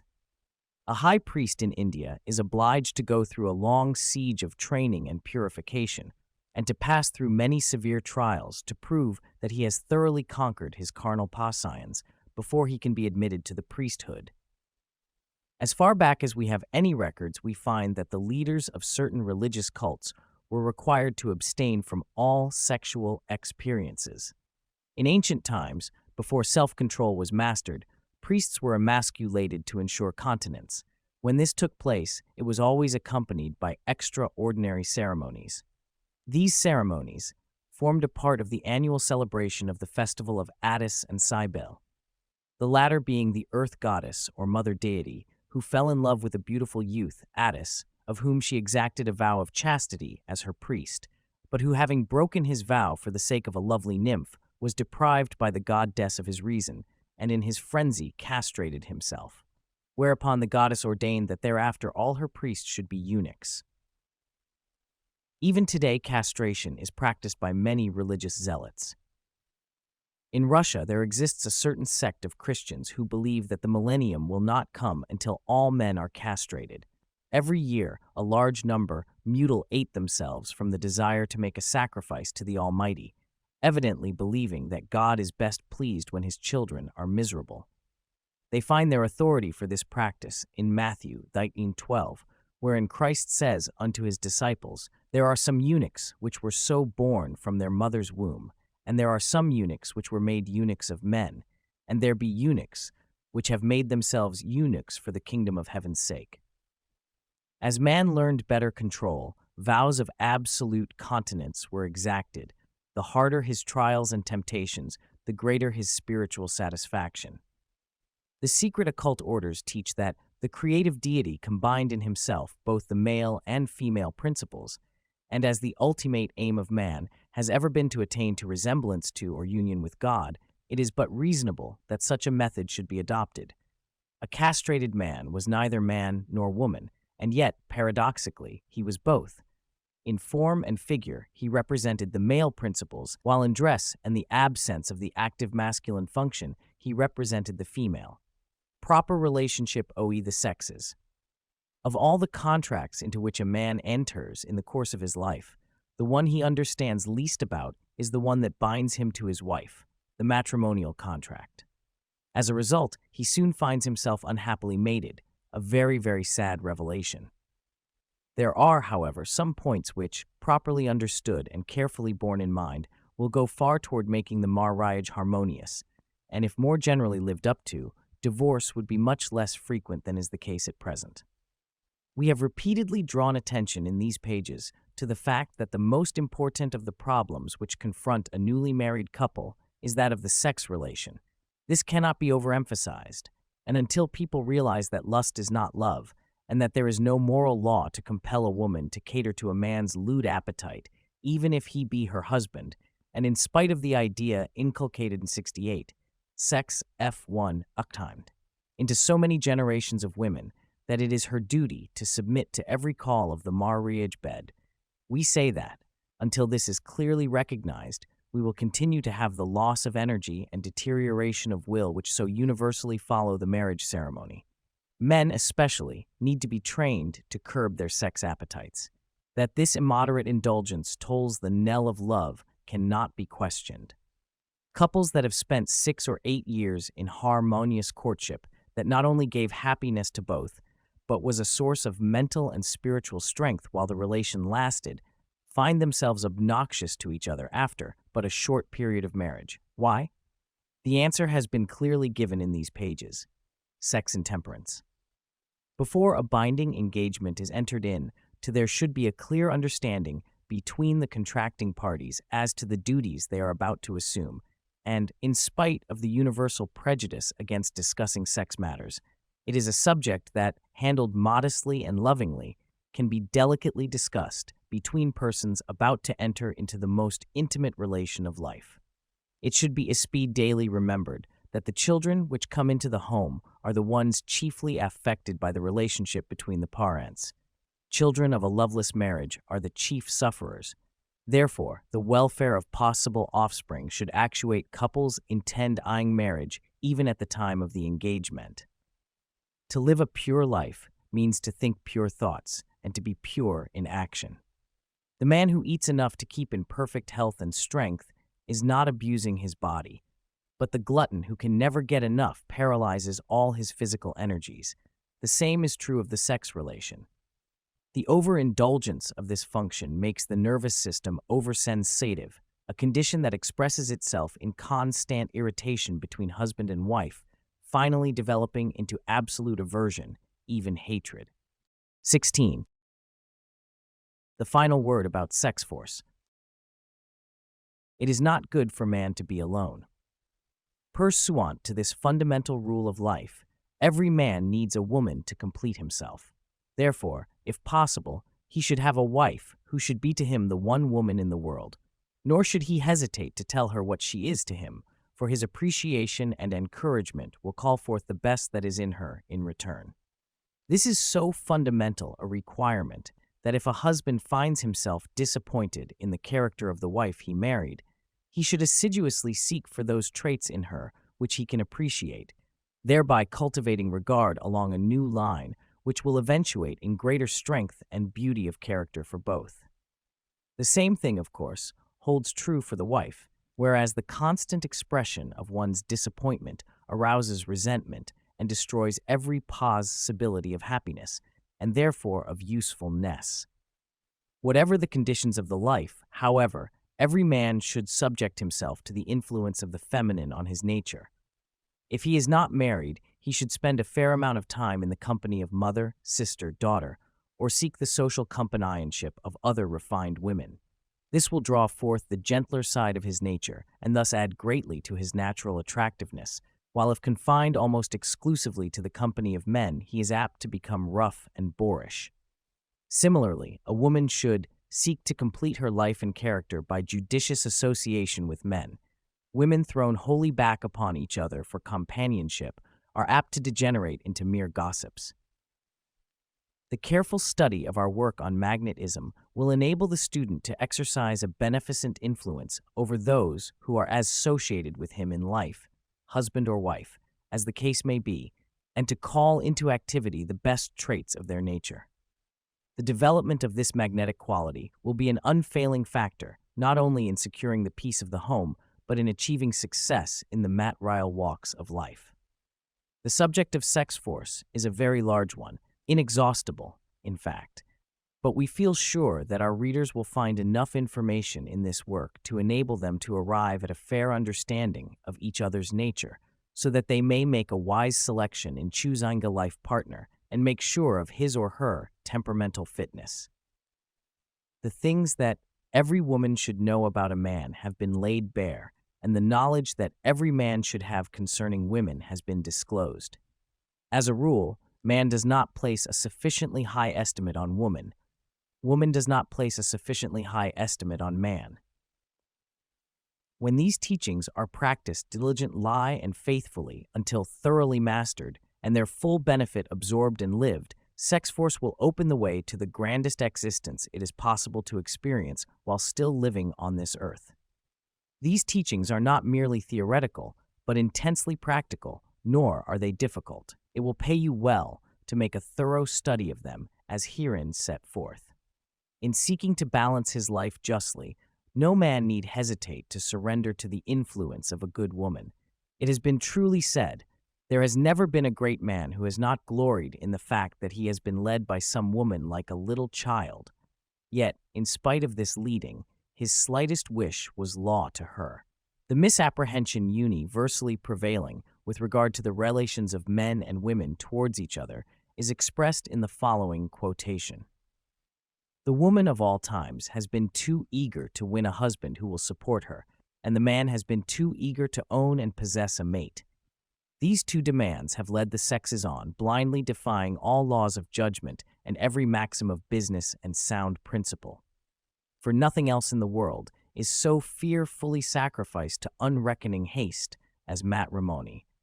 As the youth of today is not willing of his own accord to cogitate, there should be a law compelling him to do so until he shall have had time to exercise judgment and give proper consideration to the subject. The following simple rules should be studied by everybody. True love can only be tested by trials and time. Other things are often mistaken for love. Most marriages are the response to the impulse of nature to reproduce the race. If love is all that you have to depend upon for stability of marriage, you will fail in short order and end ingloriously. In choosing a life partner, study their fitness for the position, and do this before marriage. If there comes one moment in which you hesitate during your acquaintance or courtship, do not let it pass over, but look well into it. These slight warnings come to you with a purpose. If they were given proper attention, you would learn your lesson in time, and disaster would be avoided. Don't be afraid of losing the one you want. If you are not successful, accept it as a blessing in disguise. A bond that can be so easily broken will not last long in any case. If the other party intimates by word or act that they would like their release, acquiesce, and never insist on the wedding.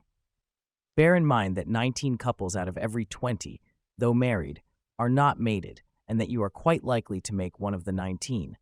The percentage is against you. You have one chance in 20 to succeed. If you are really suited to each other, the bond will not be easily broken, though you take time enough to make sure. Nothing is gained by blind haste. Do all that you possibly can to ascertain the truth before taking the final step.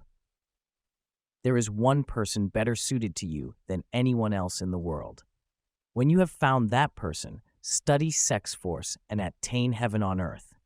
Do not expect that you can find the one person in the world best suited to you in a hurry. It will require time and care, but by taking these, you will save yourself much misery. After you have found the one, plan for the future. Realize that, no matter how great others may be, this one is to you the greatest of all. Your every thought and deed should be a mutual interest. When this is so, it means a mighty lot for you both. Other interests you want, of course, but the husband and wife interest should come before everything else. Do not merely drift with the current. Do something worthwhile.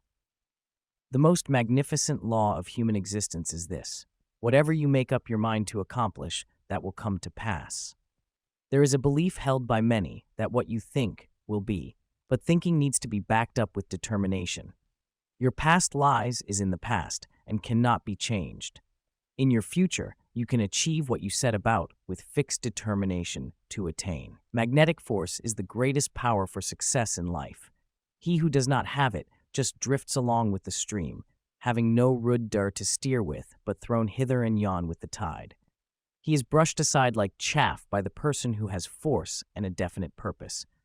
All will have discouragements and failures, but these are but steps on the ladder of progress, which leads to success. You start, we will say, with the one you have chosen after much deliberation from all others. You start planning for the whole future. You are developing magnetism, the power that will help you accomplish whatever you aim for in the world. You become a great force in helping the masses of humanity move forward. Ever with you should be that one that you have chosen. Homage, worship, exaltation, and adoration should be rendered this one alone. Prepare yourself for such an existence. It is the real existence and makes life worth living, instead of weary drudgery.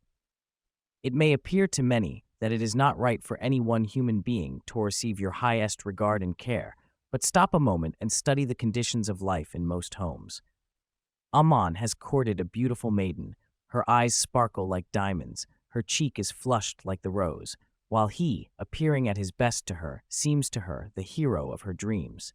Each invests the other with qualities and virtues which they do not possess, for in reality they are just ordinary people like thousands of others. The uncertainties of his wooing create an additional attraction, and the new experience that comes to them is both painful and sweet. As they gaze at each other, it seems to them that nothing so divine ever came to earth before. What is it that thus impresses them? The mysterious voice of nature is sending forth its thrill-ing call, and they hear it for the first time. If this were recognized in its true nature and responded to from the soul instead of the senses, it would not vanish so soon after the wedding. The very universality of this experience proves it to have a foundation as wide as the universe and as varied as the children of men. Therefore, it must be based on truth. In fact, both have received a touch of magnetic fire. But after they have been joined together, instead of keeping alive this divine spark on the vestal altar of the home, they allow it to die out and life becomes dull and colorless. They descend from their level of exaltation and see each other as the prosaic, everyday persons they are, instead of the semi-divine beings they thought each other. In this awakening lies the secret of why love so often vanishes so soon after marriage. Your choice can be no greater in your estimation than your ability to perceive, though he may in fact be greater. The blind man cannot see the sun, but it is there. Everyone should be able to look up to his partner in many things, if not in all. If you place him beneath yourself in your esteem, you cannot do this, and to have to look down on those about us soon breeds contempt for them and encourages the growth of an unwarranted egotism in ourselves. Thus, the companionship soon becomes strained, even odious. But look for the admirable traits in your partner's character. If you look for them, you will soon be surprised at the number you discover, and if honest, will be forced into a real admiration. Furthermore, your attitude will react on your partner, who will inevitably return your esteem in a measure greater, perhaps, than you feel you deserve. And the best part of this process is that it stimulates into more active growth those very qualities, thus strengthening the character and developing new virtues in both. In such a marriage, husband and wife to each other out of all the world. This is as it should be. Nature herself gives us this hint when first we love, in the magnetic thrill we feel in the presence of the beloved, when as yet we have discovered no fault in them. By right action, this wonderful magnetism of the early days can be, and should be, made to endure through life. Nor will pretense take the place of reality, for it is but a thin veneer that rubs off quickly under the attrition of married life, while the reality grows ever more beautiful under the same attrition. The more you rub gold, the brighter it shines. But if there is but a thin coating, the base metal soon appears. Unfortunately, much of the charm of attraction is based on pretense, exercised, consciously or unconsciously, by the person who wishes to attract. The young woman wears her most becoming frocks, arranges her hair to the best advantage, displays her best manners. The youth does the same. This, of course, is as it should be, provided it is the expression of a noble desire, not only to appear, but really to be, worthier in the eyes of the other, worthier of the place they hold in our esteem. If it is but the effort of vanity to attract admiration by seeming better than we are, it becomes mere deception, easily discovered when the first glamour wears off. This desire to appear at our best in order to win the regard of another is one of Nature's methods to bring into activity the best traits in the character of her children. It is sex force in operation. Rightly understood and exercised, it brings out all that is noblest in manhood, all that is sweetest and most loveable in womanhood, the best the individual is capable of expressing. The man or woman who starts in with a sincere and earnest purpose to recognize and overcome their own faults of character cannot fail. The change will come by degrees, but it will be sure. They will blossom into a nobleness of character, such as poets and authors love to picture, and will become leaders of the race. The attainment by woman of a recognized equality with man in the affairs of the world will do much to correct the faults of the present social system. Woman will no longer be worshipped from motives that are debasing, nor will she lend herself to the accomplishment of unworthy purposes. Man will no longer live on the surface of things, but will seek a deeper and broader life, and above all, will recognize and acknowledge that woman has a higher mission in life than to satisfy his sexual appetite. The essential worth of human beings lies in their moral supremacy. Woman is realizing more and more that her equality with man will take place when she has reached a more lofty morality than he. On the rivalry between the two sexes depends the future of the human race. Already men and women are reaching the stage when they can look each other squarely in the eye, the woman neither looking up as to a superior being, nor being looked down upon with a somewhat contemptuous toleration. They share equally the lot that befalls them, jointly solving life's problems by their combined wisdom. Chapter 17. Regaining and Retaining Sex Force. The following pages of this final chapter will be devoted to sexual health. The exercises given have been tried and found very practical. We can absolutely promise to all that will practice these exercises and at the same time pay the necessary attention to weakness, diet, cleanliness, and ventilation, the very best physical health. They are especially chosen to help those that suffer from sexual weakness, and if practiced regularly, will cure this marring. When you develop the muscles, you increase the circulation. This strengthens the nerves, and the digestive power is increased. There is not an atom of the body that will not be benefited. Those that are abundantly supplied with sex force will find that these exercises will transform this wonderful force into useful energy, and the desire for wasting it disappears. Many persons make the great mistake of neglecting to exercise their muscular system properly. They do not realize that if the muscles are not used, they become stiff and follow, their strength is lost. A disused muscle degenerates, grows smaller and weaker, and is at length more or less atrophied. After reading the foregoing pages, you will have some idea of the value of sex force. The importance of retaining sexual vigor cannot be too strongly emphasized. If much of this natural force is now lost or is becoming less evident, it can be restored by the exercises to pourstrer. They will make blood rush through the veins to every part of the body and renew the sex forces. These exercises affect every muscle of the whole body. The heart pulsations become strong. The purified blood is forced through the arteries and veins with increased vigor, and the impurities are excreted through the purifying organs. The whole body is rejuvenated by this new material. The following will illustrate the benefits of exercise. The effects of exercise can be fitly compared to those of a bath. It cleanses the internal system just as thoroughly, if not in the same manner, as hot water and soap cleanses the external. The vast nervous organism with branches reaching to and throughout the minutest parts of the body feels the great benefit of this internal cleansing almost immediately. As the muscles grow stronger, firmer, and more symmetrical, the power and delicacy of the nervous system increase in proportions. Special exercises for developing sexual vigor. The first exercises are special ones for such as need stimulation for the sex organs. Those that are already troubled with too much stimulation of these organs should not practice them. If you are troubled with involuntary emissions, do not practice these, but start with exercise 30. There are many muscles very closely connected with the sex organs, and it can be plainly seen that a practice which will exercise these muscles will be of greater value for this special purpose than one which exercises the muscles not so closely connected. It is a well-known law that nature gives a copious supply of blood to muscles that are in action, while she makes no special effort on behalf of those that are at rest. The work-ing muscles are well fed, while the lazy ones are comparatively starved, and naturally, the benefit which accrues to them by the renewed life brought by the quickened circulation is shared by the sexual organs also.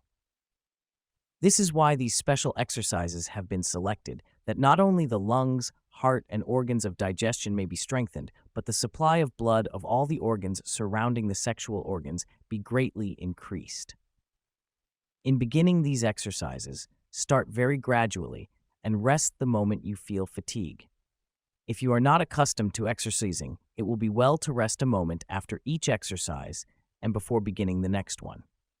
If not too difficult, it is well to go over each exercise 6 or 8 times at first.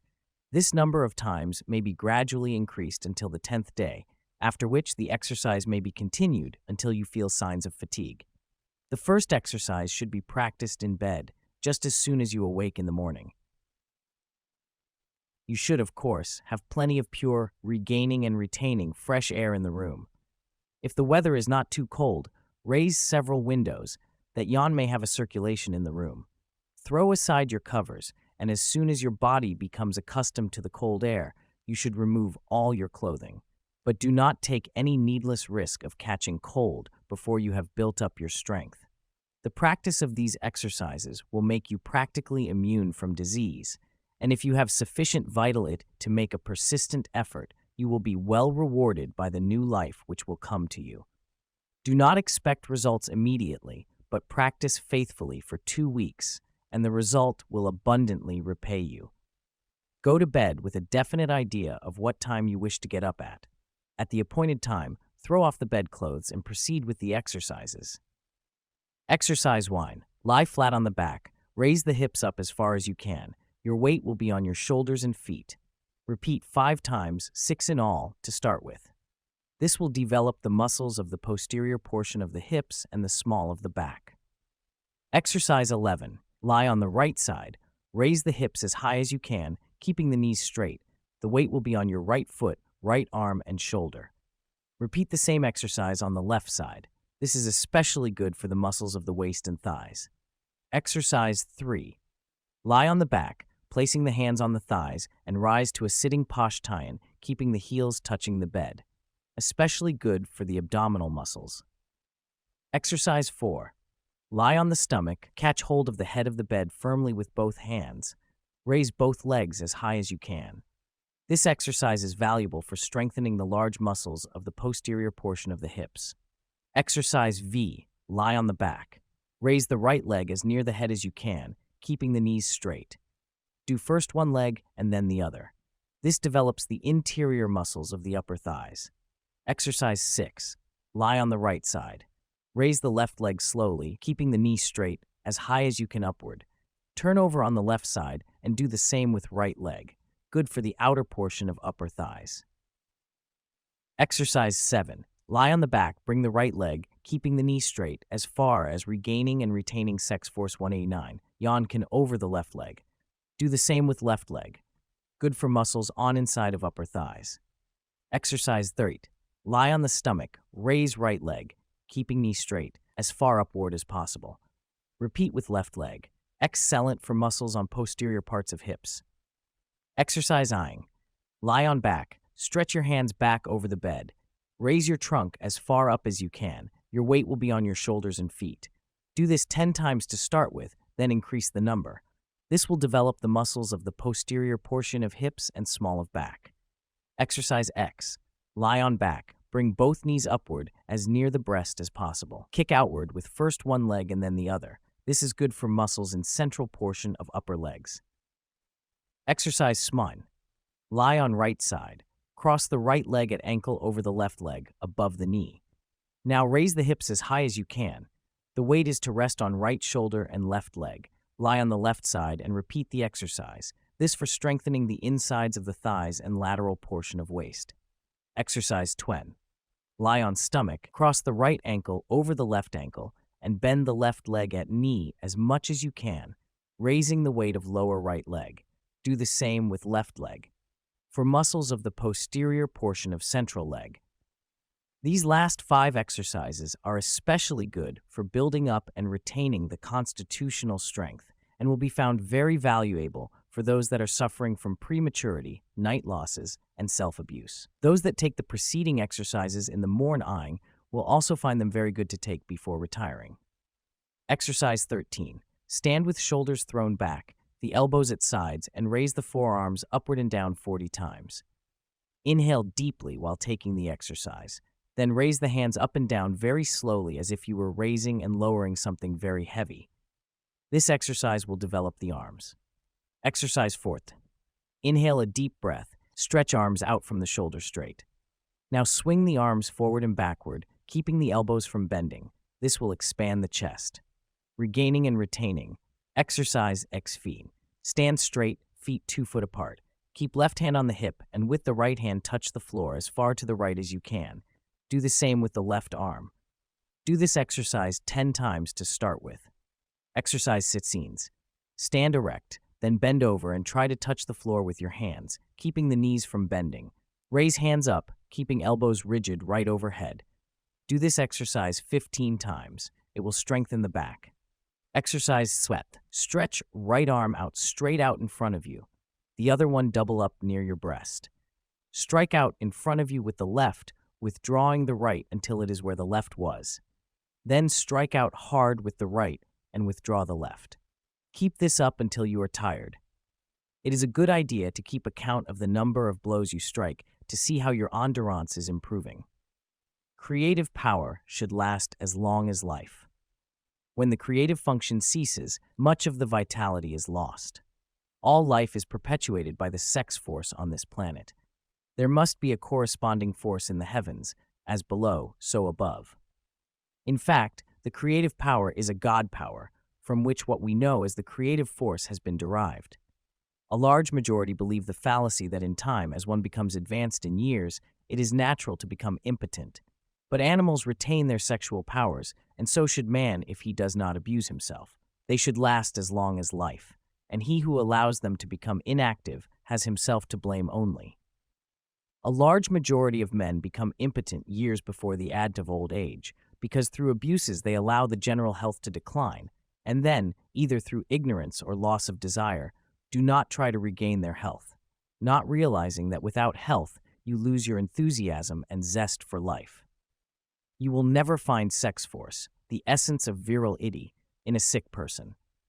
The magnetic energy that is radiated from the healthy, vigorous man is merely the outward manifestation of the strength caused by reabsorption of the sex force.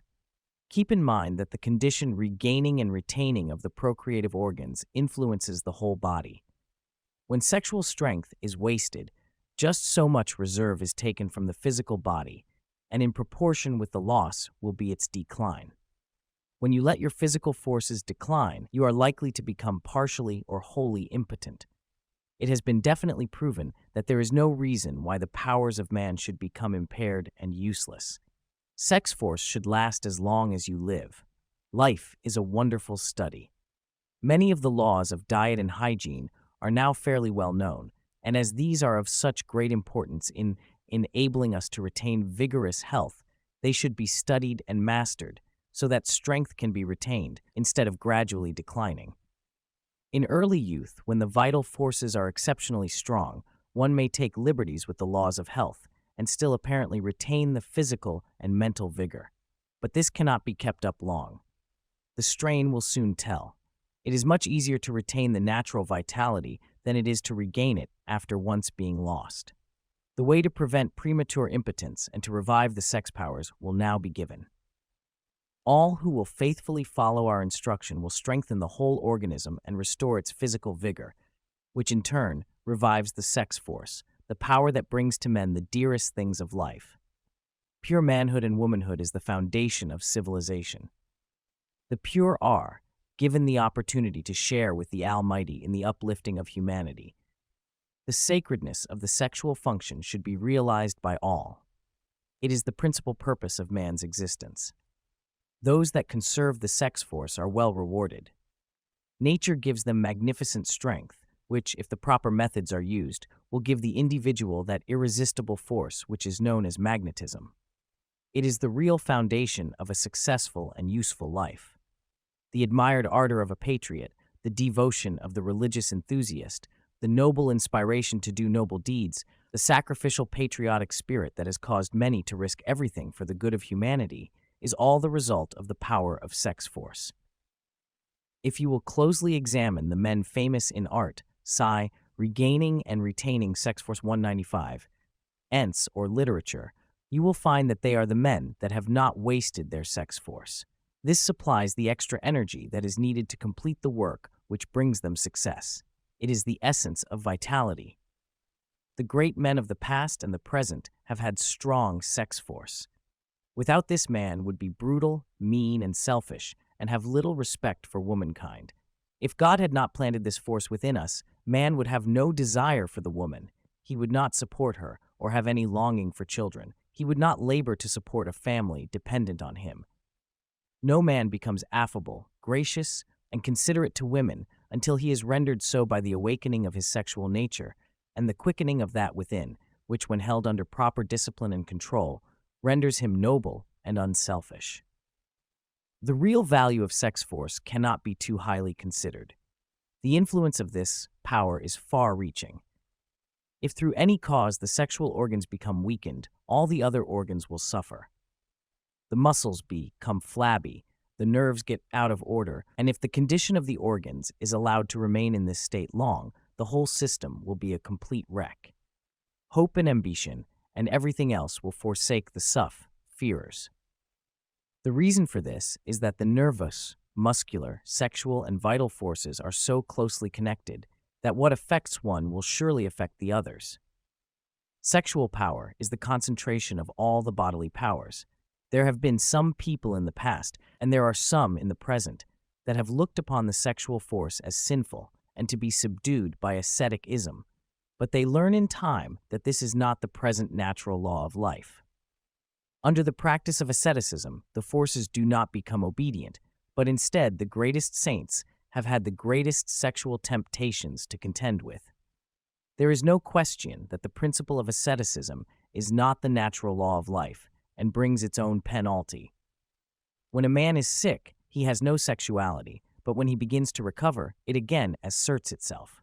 Therefore, no normal individual should try to subdue this very important force. Some may fear that if they do not, they will become sensualists, but this is not regaining and retaining sex force 197. True, on the contrary, those that are possessors of strong sex force are generally blessed with abundance of vitality and are true lovers and faithful husbands. These are the men whose offspring will be a help to future generations instead of weaklings. There is no question that the laws of heredity have a great influence on human life. It has been fairly well proven that physical and moral virtues are transmitted to posterity, or at least they seem to be. The results can be seen, but to just what degree man is responsible, we do not know. A true and permanent union of one man to one woman establishes a relation of affection and interests which in no other way could be made to exist between two human beings. Without such a union, no individual can be considered as having answered the whole purpose of his existence, or as having arrived at the full development of which his character is capable. He is incomplete and imperfect. He has tendencies and capacities and powers for good which have never been called into activity and which he may not even know exist. Domestic life and domestic relation are the essential elements of human happiness and human progress as far as moral and spiritual characteristics are concerned. From this same power, domesticity precedes our purest happiness, and upon it depend our highest motives, those that tend to goodness and improvement. From the relation of the sexes springs all that gives charm, grace, and true value to human intercourse. Without it, there would be no families, no relatives, none of those thousand endearing associations which arise from them. Strike out from the life of man all hopes, interests, and motives which grow out of this relation, and what would be left but a desolate and merely brutal existence? John Ware, M.D. Why is it that good health is an exception at the present time? Because man has not fully realized that he cannot disobey nature's strict laws. Ignorance she does not recognize as a necessity. All violations of her laws are punished. Man, the supposed king of animals, still suffers from his ignorance. He practices evil without realizing its effects. It is that which is responsible for the sexual and physical wrecks that we see on all sides. He injures himself for a few minutes, regaining and retaining of momentary pleasure without thinking of the terrible conclusion. He thinks only of the pleasure and not of the penalty which is sure to follow. There is no question that the great loss of strong vitality of today is caused by intemperate sexual indulgence. After the morning exercise, you should always take either a shower or friction bath. Whichever kind you take, you should use a brush vigorously on every part of the skin until pink from the increased circulation caused by the friction. A good friction bath is a powerful tonic, and nothing is more helpful in restoring lost virility and vigor. We especially recommend for this purpose the Knickerbocker spray brush, which combines shower and friction in a most effective manner. Many persons believe that they cannot use cold water baths. This is only because they are not accustomed to them. They will find it a comparatively easy matter to accustom themselves to the cold water within a short time by using it at first as cool as they can bear, then a little colder each time until it can be taken entirely cold. The invigorating effects which follow will make it most enjoyable. Whatever the temperature, however, at which it can be taken, the daily bath should on no account be omitted. The same thing may be said of the cold air bath, which is conducive to the highest degree of health. This may be taken while going through with the exercises. Open your windows a little, at first, then a little wider each day as your body adapts itself to the temperature. The effort to keep warm will put increased vigor into the exercise and cause the blood to flow freely throughout the whole body. The writer takes his exercises nude every morning with open windows, even when the thermometer registers below zero. The colder it is, the more exhilarating and enjoyable are the exercises. It takes a little willpower to jump out of a warm bed and start exercising in a cold room in winter, and when the weather is coldest, there is a momentary shock, but this quickly passes away, and the reaction which follows is most delightful. The pores will absorb a full supply of oxygen during this exercising, which directly benefits the nervous and muscular organism. In fact, no other specific exists, regaining and retaining, that will increase the virile powers of manhood like plenty of pure fresh air. In following the rules given for cold bathing, both air and water, the organism will quickly accustom itself to low temperatures without suffering from shock. In water, begin with such temperature as can comfortably be borne, then keep on cooling it gradually until able to use it untempered. Always take a few quick exercises after bathing to start the circulation flowing freely. The bath should be taken under vigorous action, employing friction all the time, and should not last longer than 3 or 4 minutes. To really live, to feel the energy and power of superhealth pulsating in every nerve and vein and muscle, to be thrilled with a sense of the power of opulent life, every physical function must be in perfect working order, and this cannot be brought about unless the pores of the skin are kept open and active by regular and appropriate bathing. This volume has not been written for entertainment. It has a serious purpose. Its teachings are serious, yet will be found fascinating, scholarly, and scientific. Merely reading over its pages will not give you a realizing sense of the value and importance of sex force. The subject must be studied under all of its many aspects in order to appreciate its enormous importance as a factor in your well-being, both physical and material. We ask you, therefore, to make an effort to live as closely as you can to the teaching we have given for a period of, say, 6 months. The change caused in your well-being in that period will furnish unmistakable proof of the folly of wasting the sex fluids instead of allowing them to be reabsorbed. Bear in mind that by retaining these fluids, you furnish the highest type of material for building perfect brain cells, as well as developing a magnetic attraction that consciously or unconsciously will impress all with whom you have dealings. The conservation of sex force, sexual vitality, will perpetually rejuvenate the whole body and preserve your strength to extreme old age. The end.